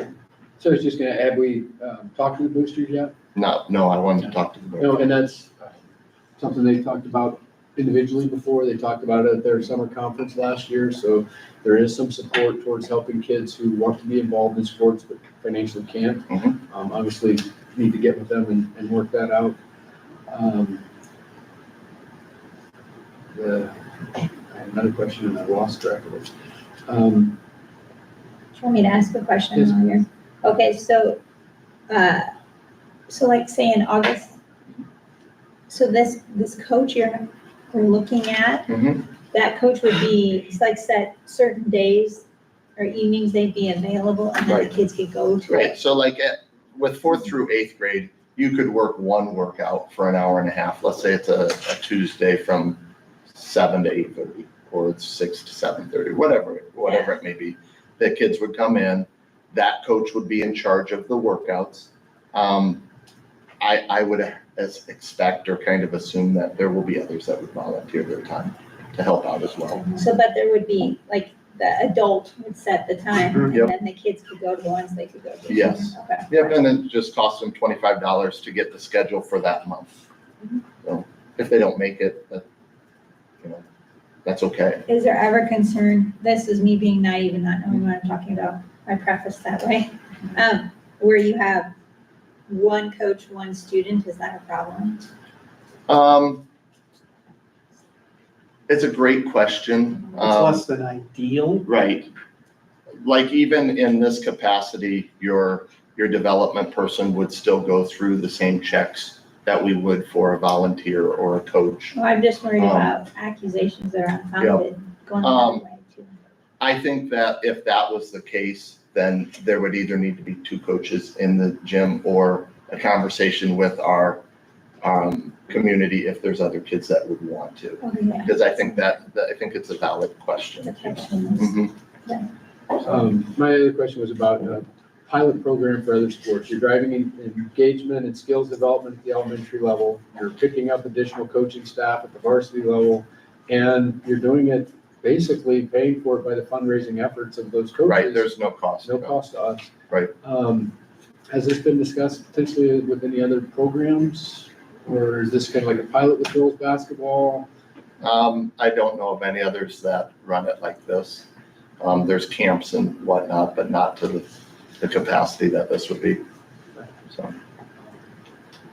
Yeah, but it is fantastic. Appreciate that. A lot of benefits out of what you're getting, and you guys are bearing the work, the expense, taking care of that, and making sure that you're covering kids who need financial support. I appreciate the well-rounded approach to that. Any other questions for Mr. Mann? It's a great plan. Thank you very much for your time, Mr. Towns. Thank you guys. Yep, thank you. Do we have a motion? I'll move to approve. I second. We have a motion by Chris, seconded by Sarah, to approve the approve the volunteer coach and youth development coach program for girls basketball. We'll come back to the contracts later. So all in favor, please say aye. Aye. Motion carries unanimous. All right, next we have personnel, and we'll get to the right page for the listeners. I believe we have 2 others that we can read. I want to make sure I find them for first two. 45 and 46. Okay. All right. We actually have, we have 9 resignations, number of things there. 2 folks who have offered us resignation letters that we could read. Other people who just basically gave us a resignation but didn't want that read publicly. So first is Joni Francis, elementary secretary, moving. She did say that we could read her letter. Pocahontas Area Community School. This letter is to formally notify you that I will not be returning as secretary at the elementary for the 24-25 school year. Thank you for the opportunities you have given me as a para and secretary at PAC over the last 24 years. I enjoyed getting to know the staff and watch the kids grow and learn. I will be available some of June to help the new secretary transition in. I wish the best for PAC School. Sincerely, Joni Francis. Amanda Meffer also provided us a letter that we could read. And she was in middle school special ed, 1 year only help. So to the PAC administration, board, and community, please accept my letter of resignation for my current position in middle school special education, effective today at 1:20. In truth, I'm not certain whether or not this letter is technically a necessity, as the temporary state of my employment in this position was made clear from the date of my hire. However, I've decided to use this platform as an opportunity to share my experiences and observations here at PAC. Before I graciously take my predetermined leave of this district, there are a few things about the middle and high school that need to be said. First of all, the administration here is amazing. Andrea Christians is an absolute treasure. From my first day, she has stepped up to make me feel assured in my position as a member of the staff here, not just a placeholder. She has supported my decision on student matters and has willingly helped meetings with parents, students, and staff every single time I have requested. As the year has progressed, I've seen the magnitude of her workload that she wrestles through with both reliability and grace. From my career of 3 districts, 6 grade levels, and 5 principals, I have never experienced working with anyone who has near the class and professionalism that she exhibits. She is loved by staff and she is deserving of it.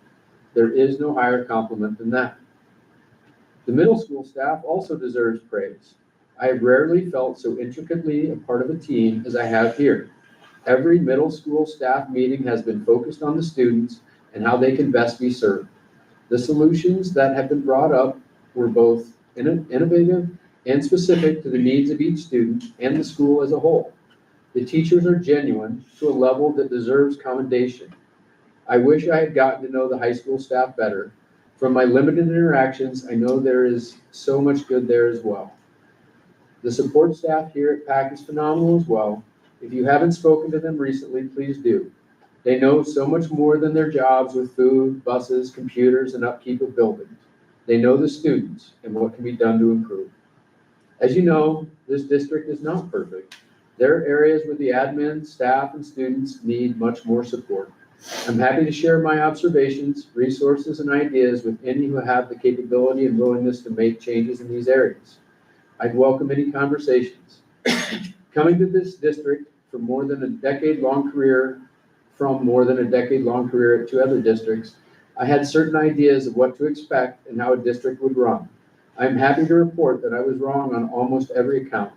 The way that PAC does everything from homecoming to PD days is done with an excellence that can only be experienced when you're in the thick of it. My short-term, part-time position in this district has been, in a word, healing. The support that I have experienced at every turn in this very new, very difficult position has been unparalleled. I could not have asked for a better experience here. It will be hard to leave. Thank you for the opportunity to teach you this short school year. Sincerely, Amanda Mefford, PAC Middle School Special Education. Thank you, Amanda, for that. And those are the only 2 that I was. And we had permission to. Okay. Other resignations, although I don't have permission to read their letters, are Cheyenne Garcia, elementary teacher, moving out of state. Lois Sampson, cook, retiring. Randy Mobley, crossing guard. Shauna Whitehour, associate, Bill Meacham, special ed teacher, Keenan Lewis, assistant boys basketball, Keenan Lewis, assistant football. Do we have a motion on resignations? Move to approve with appreciation to the district. Do we have a second? A second. We have a motion from Chris, seconded by Jeff, moving to approve the resignations with appreciation from the district for the service of those individuals.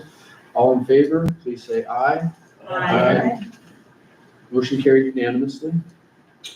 Under contracts, we had 3 that are offers out. Did any of those? Okay.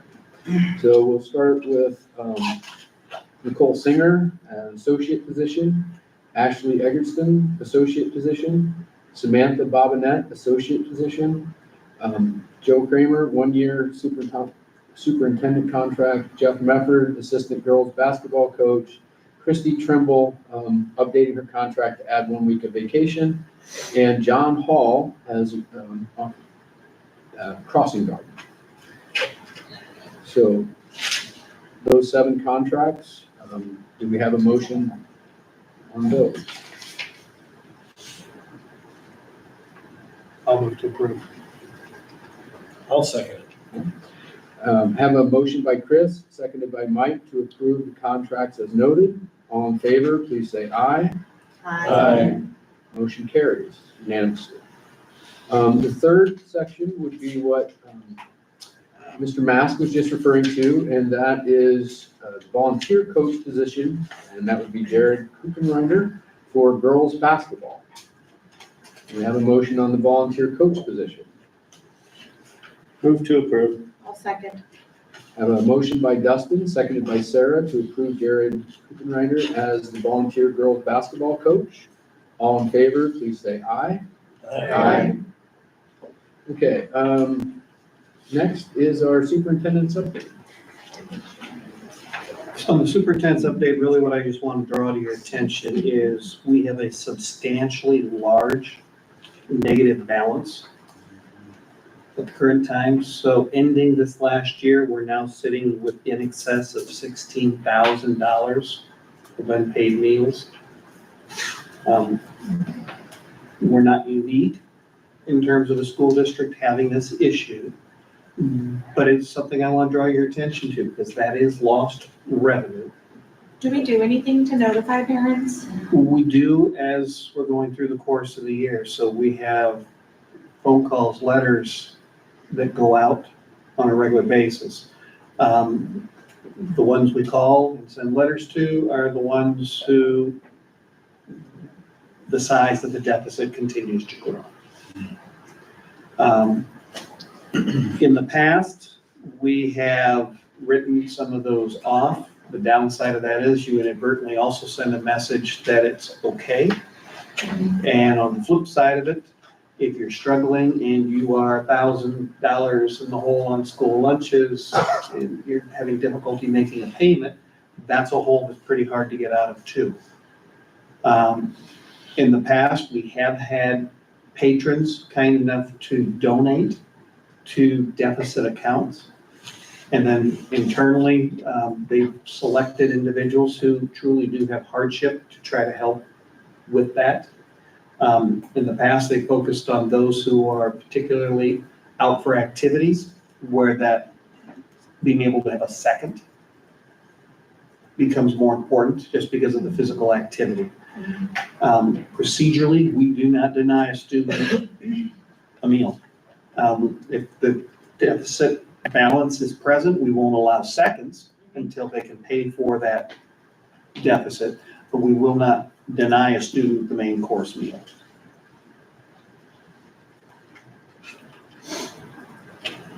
A couple of times this year, mine goes negative really fast, and my elementary kids came home and said, "Mommy, can you put money in my lunch account?" And I could do it through the app, and that's great. But I know sometimes in like parent homes where they might not be living in the same house, maybe the letter's only going to one parent and not the other, and that can get tricky too, because one parent then may feel like they're always putting in money, the other one might, like, are we making sure that each household, or are we trying to track some of that down at registration maybe next year to do that better so that we can get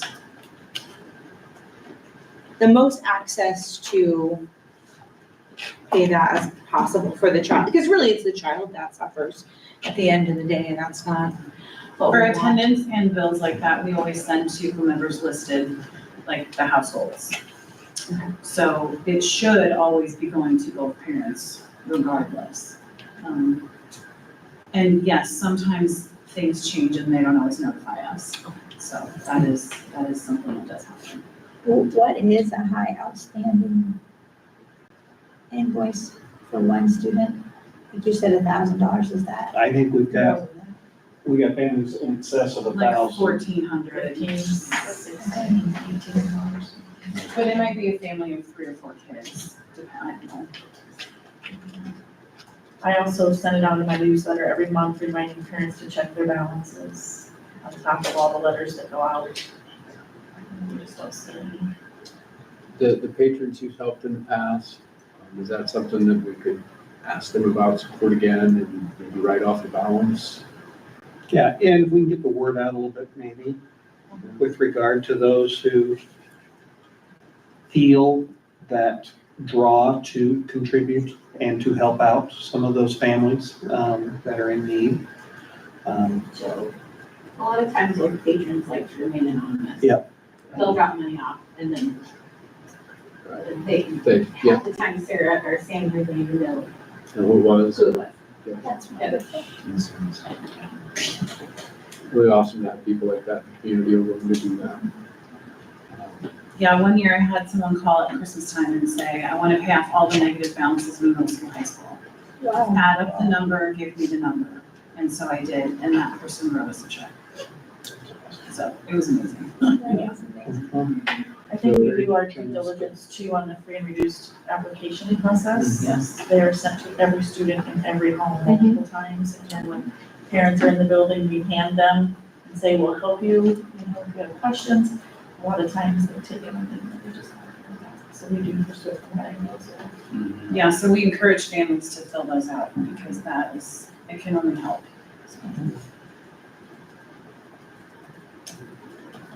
What would you recommend we do at this point?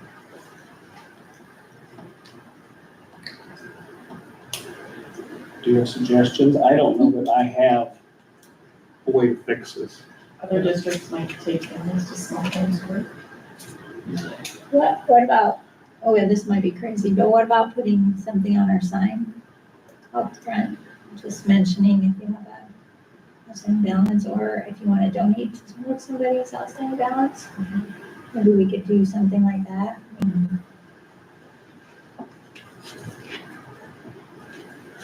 The hard part is getting the information out to find people that can help. We should put that information out. I personally don't like the idea of taking a family that's financially in trouble already, who's struggling to pay their food bill, and then taking them to small claims court. Right. Right. I don't want to do that. We're not gonna not feed them. No, and we. It's not an option either, Right, so. and I appreciate that we don't give seconds, but we do make sure that we feed them. That's Yeah. just who we are. We're not gonna let that go the other way. So it sounds like maybe we can try to get and communicate that we have some people in that circumstance, try to get some additional funds. But then prior to going into next school year, should we wipe the slate clean on July 1st? You carry those balances over? What do we look at doing?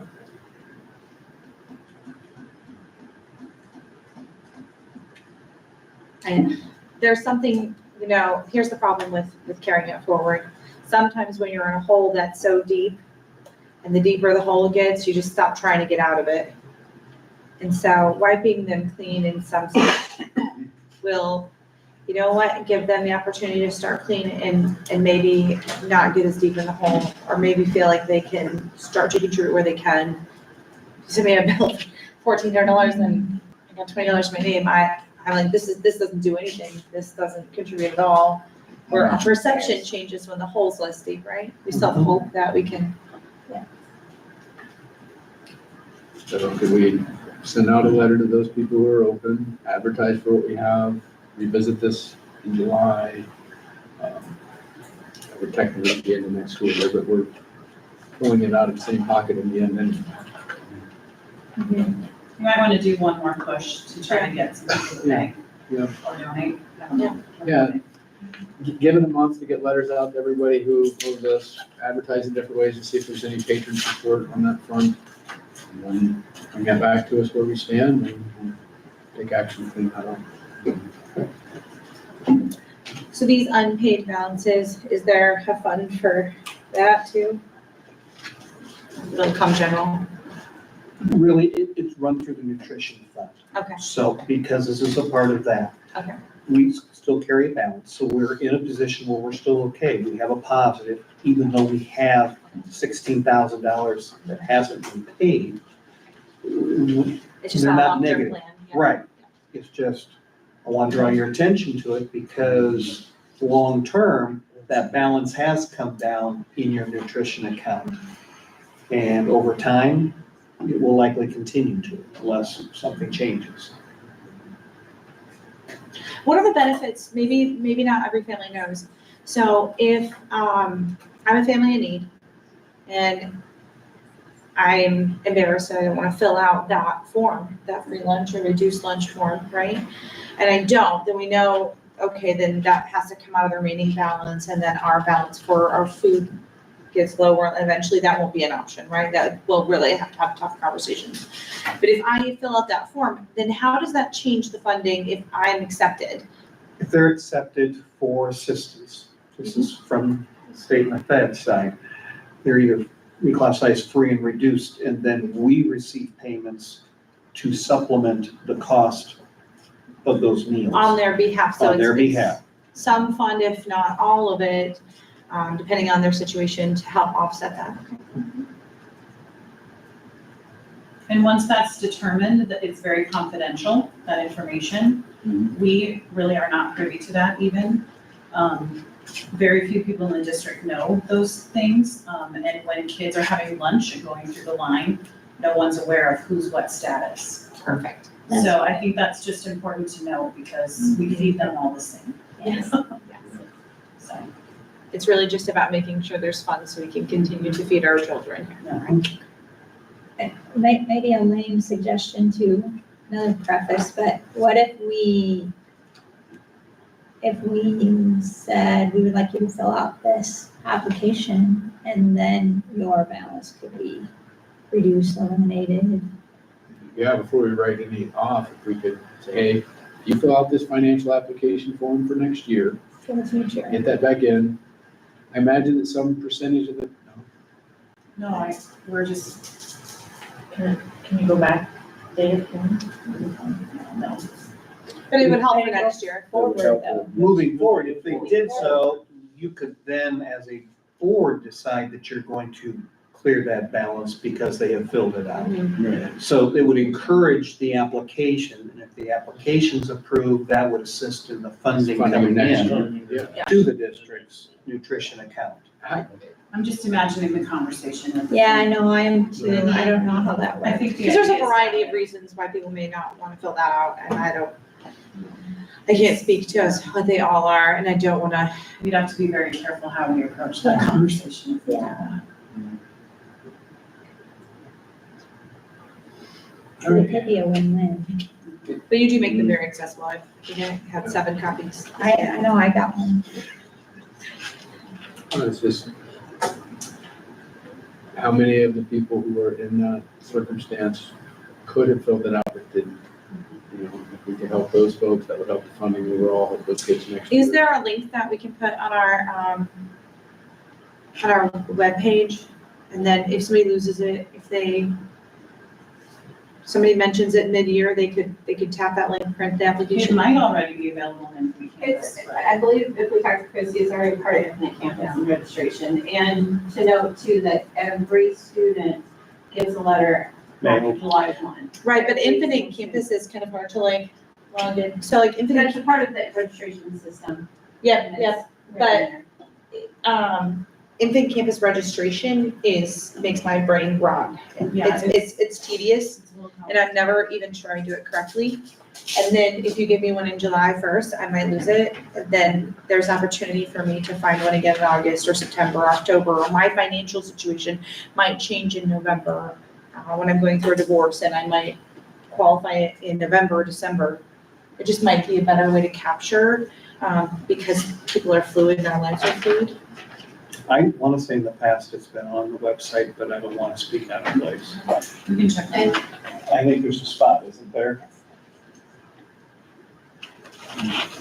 If not, maybe we can make it more accessible. On our website. No, it's just. Any other questions on that topic? No, and the truth is, I mean, any one of us is 3-4 steps from filling out the application lots of days, so, you know, it doesn't have to be embarrassing, especially if it's confidential, like you're saying. Any other things for your superintendent update? Okay. Next item on our agenda, I believe, is the PR committee updates, or the committee updates in general. PR committees first. One meeting went to the Rolf meeting. Would you mind updating us on that front? I think you kind of did it earlier. No, we just met, we met with the council and just expressed that we are here, that, you know, if they need any, not necessarily need anything or have any ideas, or they're doing something, we're doing something, but we're both doing the same thing, but we don't know it. So we just want to make sure we reach out and they know they can reach out to us, and yeah. The goal was that pretty much during COVID, we felt like a lot of our entities have become more isolated. So it was about reaching out and reforming some of those connections and saying, hey, we're here, think about us. We'll think about you. And if there's opportunities both ways, let's keep in contact. Feel free to contact us with any questions. Awesome. Collective bargaining is next. Really no updates since the last board meeting on the collective bargaining front. Sharing would be next. Any developments, anything new with the sharing activities since last board meeting? Have you gotten your bus schedule or anything from Lorenz yet, Jeff, possibly? We met with them, but haven't heard anything back from them since. Okay, we're gonna have to schedule another meeting. We set up a shared document to start identifying some of the information and hurdles that we need to put together an answer. And then nothing further has been added to that from their side, so I think we're gonna have to physically sit down again in order to do that. The hope was the shared document would allow for more collaboration, communication going back and forth. But this is also a time when some people are on vacation or tied up with other things, so it may be timing too. But we need to come back. The current plan is that we are looking at the operational sharing opportunity for transportation director. We are looking at the possibility of sharing elementary counselor with them as well. In fact, we're hoping to get meetings set up possibly with another part-time so that we wouldn't have to take anything away from our elementary counselor, and at the same time pay for the part-time position, which is a win-win. We pick up some operational sharing dollars and they would pay for that person's portion through their operational sharing dollars. So we actually, as the holder of the contract, come out way ahead in that situation. So we're going to continue looking at that as well. Was librarian one that we were looking at? Librarian, they're currently planning to stay with the AEA for their librarian sharing. There's a number of districts that are doing that for the one more year while they're still able to do so. Sure. Most of those districts that I am aware of, I can't speak to the specifics for Lawrence Marathon, but they're looking at just contracting X number of days and versus a 20%, which is what would be necessary for operational sharing. The thing that they gave us that we needed to pick up at the end of the school year, family consumer science class, and some other things. Did we get all that stuff? Is some of that still in there? I believe we moved out what they wanted, didn't we, Jeff? That we sent As far as I know, they did. trailers up. Yeah. And brought materials back. Some of it I know in the industrial arts area, there's one that requires some voltage changes. We have to have some wiring done, and it's an odd voltage on top of it. But I think they have found a way to make it work. Maybe not as clean as we'd like, but it's gonna cost substantial amounts to bring in a separate transformer for that one piece of equipment. But we can make it work on it. 3-phase, and so that's the plan. They also contacted us a week or so ago about using the gym, and Andrea had confirmed with Mr. Johnson that we did still want middle school wrestling to be used there, and I believe they brought that up at their board meeting and made sure that's available to us. I know they have a meeting tonight, because I was on the phone earlier with their superintendent. Anything else in sharing? Any updates on the bus barn? We've not heard anything on our bus park. What's kind of next steps, or what are we waiting for on that one? They were going back and taking a look at their cost estimates. To redo the building, to heat areas, et cetera, so Conway's looking at their cost estimates.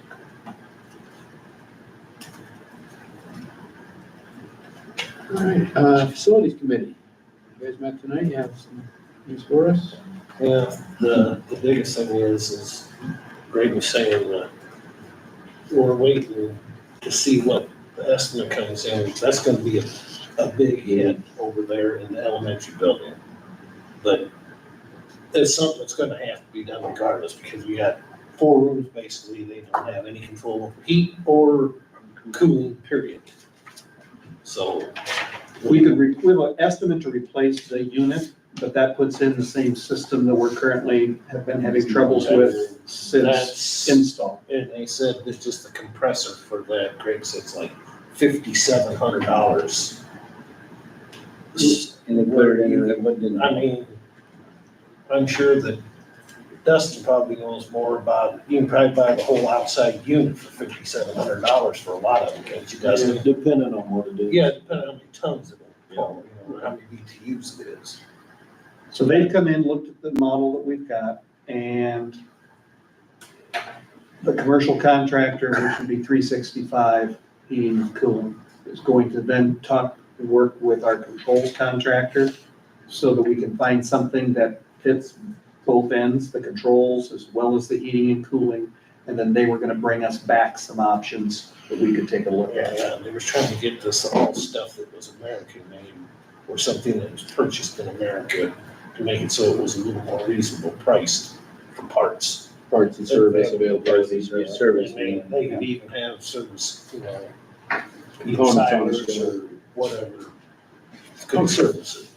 Local service available versus right now, they're coming in Yeah, effectively from afar. yeah, from afar. Yeah. And Our current units are being served by a company up closer to the Okoboji area. But they are the rep for the state, because we may have one of the few systems in the state of this kind. How is it So we don't have a lot of choice when it comes to service on these units. on the current? And that's kind of part of why we're looking at replacing. It's had a lot of problems, needs to be replaced anyway, but instead of replacing it with the same thing, look at a different. go in a different direction. Yeah. How's it holding up for summer school? The one room is miserable. The one that doesn't work, but they can shift around. They shift around and get into a cooler space. Have some extra flexibility this summer that you wouldn't have if we were in full session. Right. And I know Greg was saying that he was waiting on a bid for the security and the doors part of it. It should be coming in the next couple of days or so. I said, just have it forwarded to Joe. He get it out to us.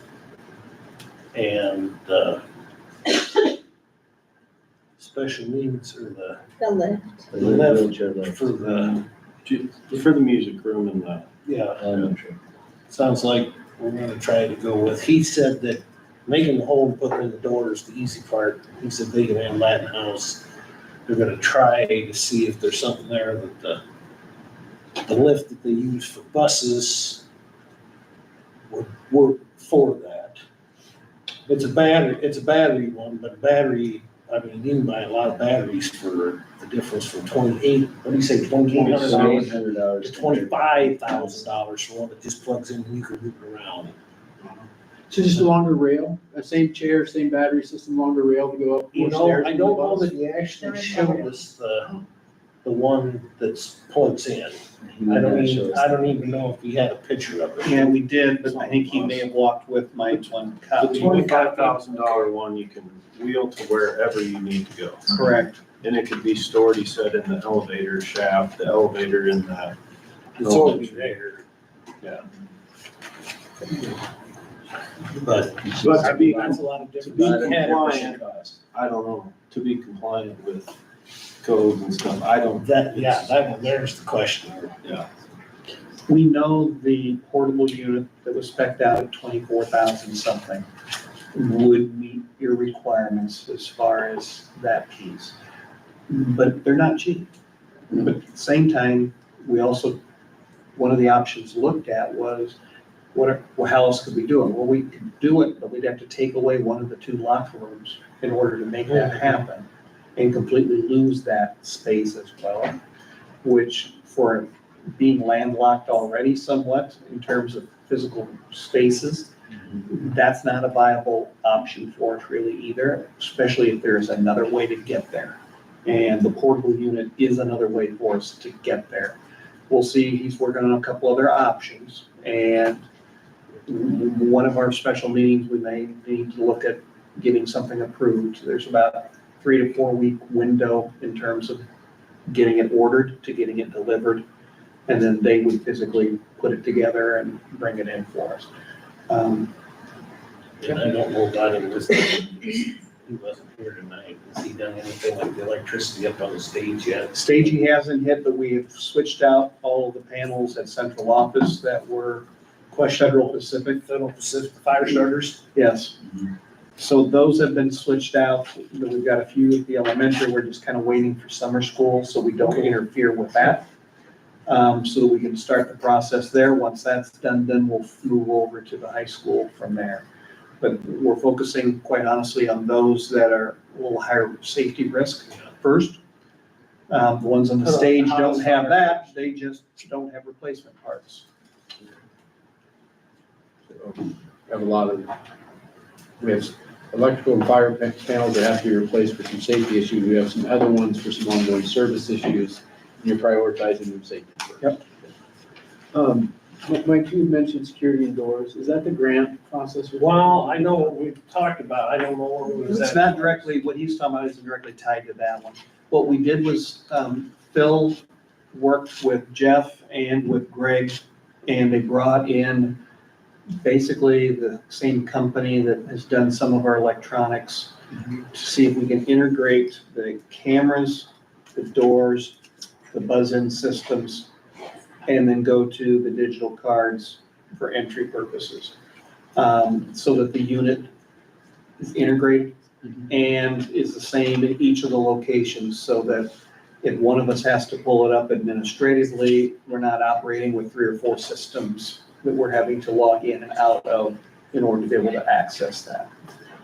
And as far as the grant, monies that are out there, and we got the letter from the governor, I think last month or in the last month, about if that's not done, or until those are done, you're not allowed to launch any more bond issues and those types of things until that's complete. The legislation that was passed is going to require, before you could do any type of activity facility updates, you have to have all of your buildings, classroom buildings that you're providing educational services in, up to code in all codes.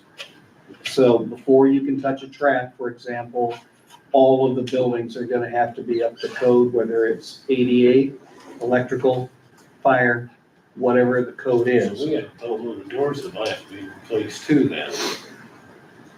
Because most of the doors in the elementary building, they were grandfathered in. The glass entryway areas, the classroom doors meet. Okay. Those we have replaced, Okay. but we've got areas to work on. Oh, I'm sure. We're in better shape probably than some schools, but this is gonna have ramifications for all schools. The grant process that we were pursuing for that, where are we at in that? I have to check.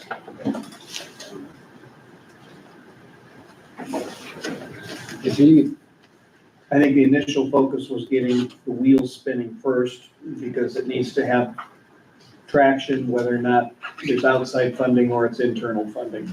And they were prioritizing it based on safety, and student safety. student safety is definitely the right priority. A distant second to that would be if somebody, if the state's gonna pay for that compared to us, that's gonna pay for it well, we're keeping the students. Anything else from the facilities committee? I think I had a question on the meeting, about having anybody bid your roof over in central office, possibly. Greg was working on that, but I don't know that he has Okay. anything on that. Okay, I was just wondering. I figured there'd be a local carpenter that was getting hungry maybe.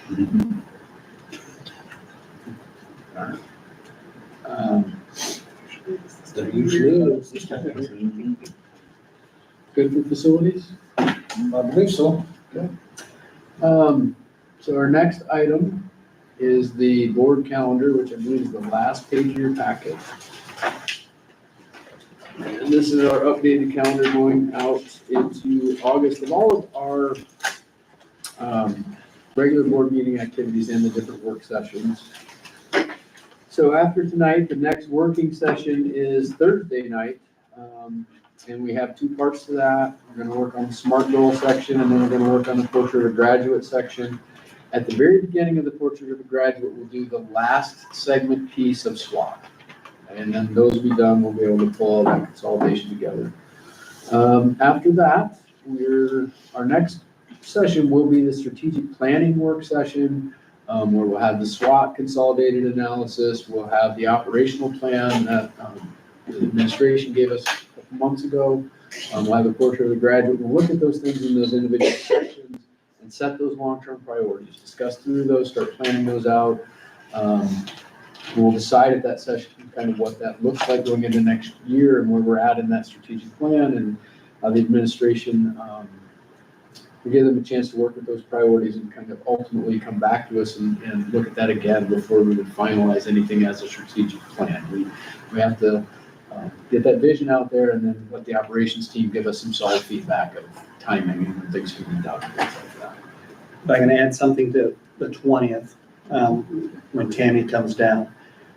In the past, you've tried to live broadcast some of those work sessions.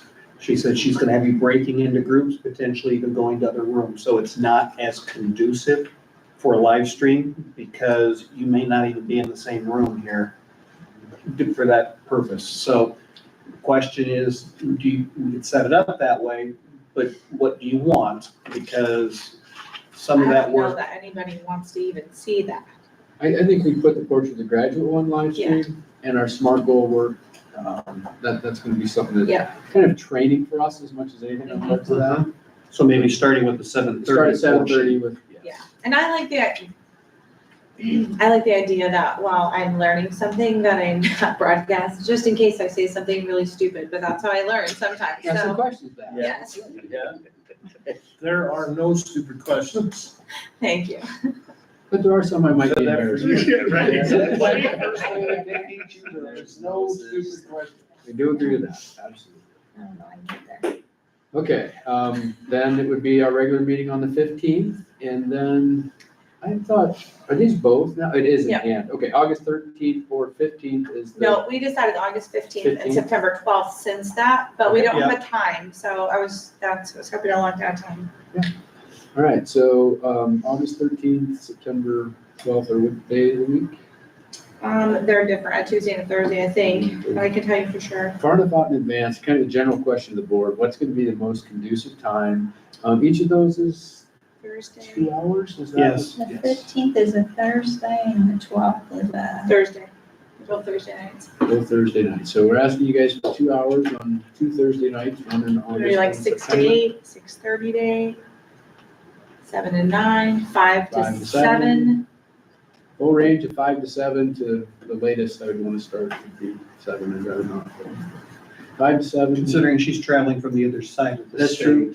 Earlier probably would be. Courtesy better. would be earlier maybe, yeah. Would everyone be able to make it at about 5 o'clock, or is 5:30 better to get off work? It's way too far in advance for me to be able to tell you that. You might be spraying, but. I have absolutely no idea. What time did you say? I could try to be there at 5. I don't know adult who's doing that. Okay.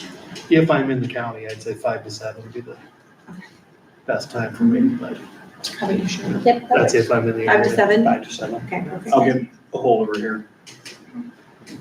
Or are you gonna get a hold of her, Sarah? If, I can, it's up to you. Your choice. And do you want us here early If you don't mind, that'd be great. for class? No, we're just gonna do the classes before regular board meetings. So the next board meeting is July 15th, July 15th, and so you want us here at 6:30 to do another quick session like we did today. So like a 5-minute video, 2 questions. That gives us time to debate and get through. See if I'm going for work. I can't, I'm not gonna be home that night. Okay. Okay, so that brings us to our last item on the agenda, which is to discuss board takeaways. We'll just I'll go first. She's trying to steal us. I was gonna go Ty, first. do you wanna go first? Yes. I can't even second tonight, so. I wanna say that I was excited about the custodial thing, them getting places cleaned that don't normally get to be cleaned, and that's what was exciting. So that was cool fun. And I liked the coaching idea for the school girls. That's what I like, is the youth Yeah, development program that's happening. Now I just think we need to find a way to encourage it through all sports. Mm-hmm. Find a way to get all your varsity head coaches engaged in doing that for them. That scholarship fund is very near and dear to me. Oh, yeah. I was a cheerleader in high school, and pantaloons and shoes and all, there's a lot of accoutrements that are expensive, and, there was always a fund somewhere in the school that helped me continue to cheerlead, so, it's very near and dear to my heart. I have no doubt that if you have trouble getting the money for that, you can find it somewhere. Just so you know. Dustin, you want to go next? Yeah, I like the price of milk this year. Okay. No, I like the social studies oh, curriculum yeah. through the word. That was pretty cool. And I'm anxious to see how that works, so.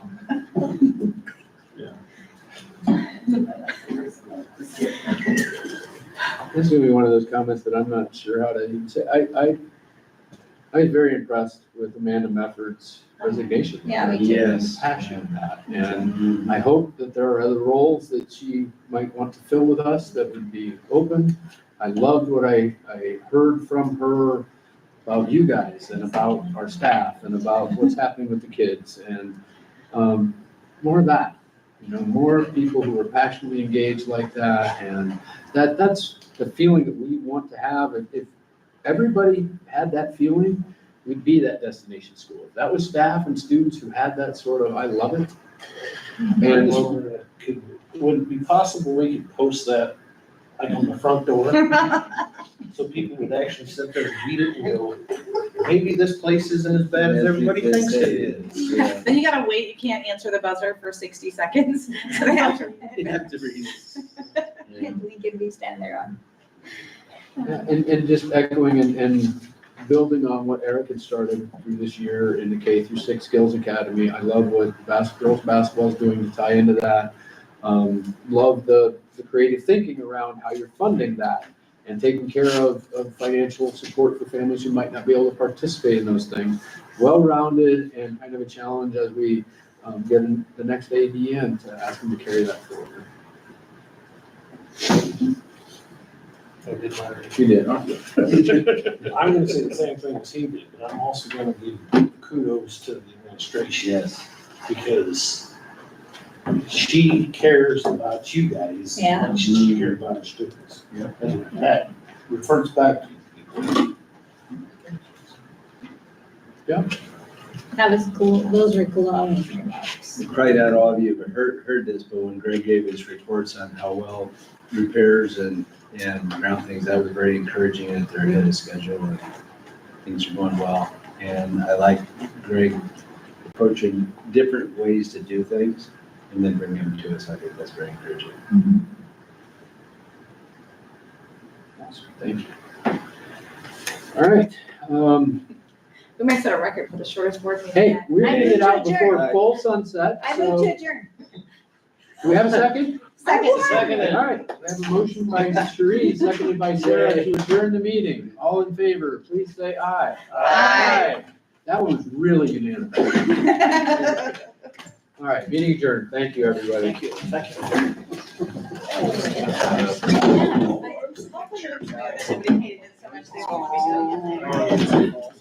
Good night. Do you want just a stack? Joe? I signed up for, I could,